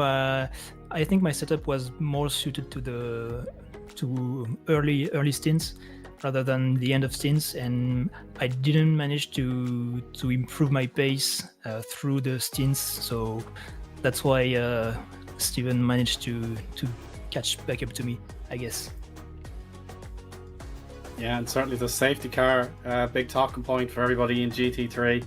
I know Christian was the hardest done by, as he hit it just before, and he lost a whole lap behind the safety car, so he was knocked off the podium for a starter. I know you were competing with him for a while, and then of course Donald in the Saul Audi was an outside bet for a result as well. So did you think there was a bit of controversy with that safety car, or was it something that you just thought it's name of the game?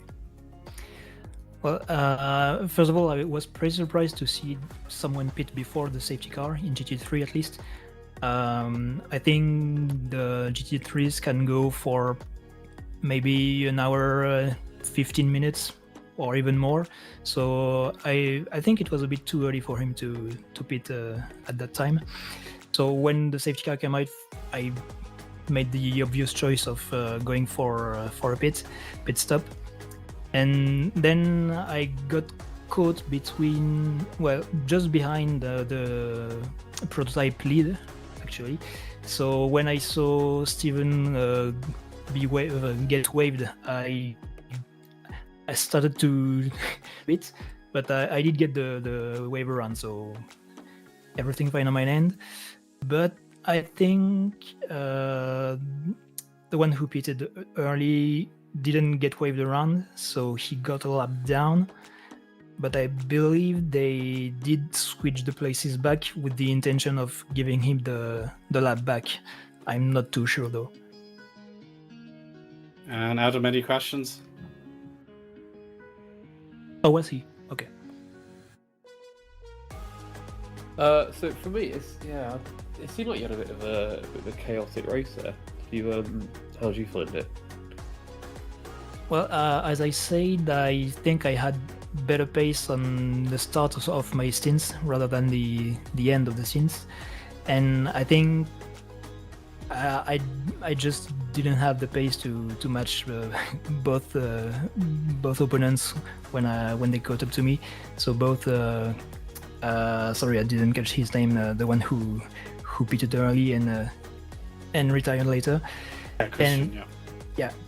And Steven as well. I think I had a more similar pace to Steven, but toward the end, yeah, between traffic, damage, and just a few too many mistakes on my end, I just couldn't keep him behind me, and then I didn't manage to stick with him until the end, unfortunately. How do you find the prototype 2s coming through and lapping? Overall, it was fine. I think a couple of them are a bit aggressive, and well, towards the end, Darius made a bit of an aggressive maneuver, but I don't mind that much because I was starting to fall apart anyway, so not that big of a problem. Thank you, Kieran. Yeah, I think my question's probably more for those that, maybe haven't competed in an endurance championship and maybe they're thinking about it. What do you think the biggest challenge is competing in a 2-hour-long stint race? What for you is the thing that you're just going, I really don't want to deal with that? Traffic. It can be difficult at times because, well, I'm no professional, obviously, and I think it's true for many other drivers in LFS. And keeping your line as the slower class is easy to say, not always that easy to do. When you see some of the faster traffic diving onto you, sometimes I want to change my trajectory a bit, even though it's really not a good idea generally. So yeah, I think traffic is one big point, but other than that, it's just staying consistent and avoiding mistakes as much as possible. We heard from Alexis that he's going to be scouring the driver market for a co-driver for the next round, which is 4 hours. Have you got someone in mind already, or will you be looking as well? I don't know. Last year, many of the races were 4 hours long, and I did them solo. So impressive. I wasn't really planning to look for someone, to be honest. And that said, I guess it can be done because since it's a charity event, there are more drivers participating. So maybe there will be enough cars to warrant getting several teams. Iron Man stuff there. I love the mentality of that. Like, it's 4 hours, I'll just do it. I can just do that. It's fine. It's great stuff. I absolutely love it. We did it last year, so it's possible. Longer than that, though, it might be a bit too difficult. Laying down a marker there, I think. Yeah, fabulous stuff, Cyril. Merci beaucoup, and enjoy the rest of your evening. Thanks for your time. Thank you. Bye. Thank you, guys. Lovely stuff. So that's the end of our interview segment. So thank you, everybody, for taking part in that, whether you were driving or indeed in the booth here. So here's a look at our schedule. We've completed the first 2 rounds of the season. We had, of course, the test race at Blackwood, but now after the Christmas time, we will be back to work on January 24th for the charity stream, the 24 hours for Anna. There'll be 4 hours around West Hill. Then we'll be back in action in March for Aston's 3 hours, 2 hours of Long Beach, and then the finale on June 27th in Kyoto. So there we have it, guys. Any very closing thoughts, starting with Kieran? Putting me on the spot there. I think that we had controversy, we had great racing. This is a championship you certainly want to keep an eye on, but for sure I would be keeping one eye on the forum as well. I suspect our results may change, and a lot of lessons learned for our drivers to keep reviewing that rule book, because it definitely takes results away, that's for sure. And finally, Adam.